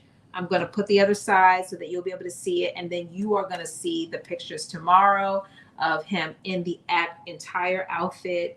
I also made some black pants and a black turtleneck, which might end up being a top because I didn't put the turtleneck part on because I want to make sure it can get over his head first before I attach it. And so he will have on a whole outfit with his little black Chuck Taylors. He's going to be so cute. I'm so excited about it. But I'm going to end our live here, and I want to thank everyone for hanging out for the entire time that we made the bodice and did the snap tape and did the tail and the hat, and now what will be a cape. And definitely be on the lookout for the actual pictures. you will see them with him in it. And then I'm going to post some pictures of this. I'm going to lay it out and post some pictures of it because I do not have a little dress form to put it on, but I'm going to post some pictures so you'll see it with tonight without him in it, and then tomorrow with him in it. So thank you all so much. I appreciate you, and I will see you next Friday at 7 o'clock. We will be doing a sweater dress because it is sweater season still. So I'm excited. I got my fabric already picked out, and I got the boots that I'm going to wear with it. So and I think I always say this is going to be a quick sew, but I do think that this one will be a quick sew. So until then, I will see you all next Friday. Thank you all for joining. Bye.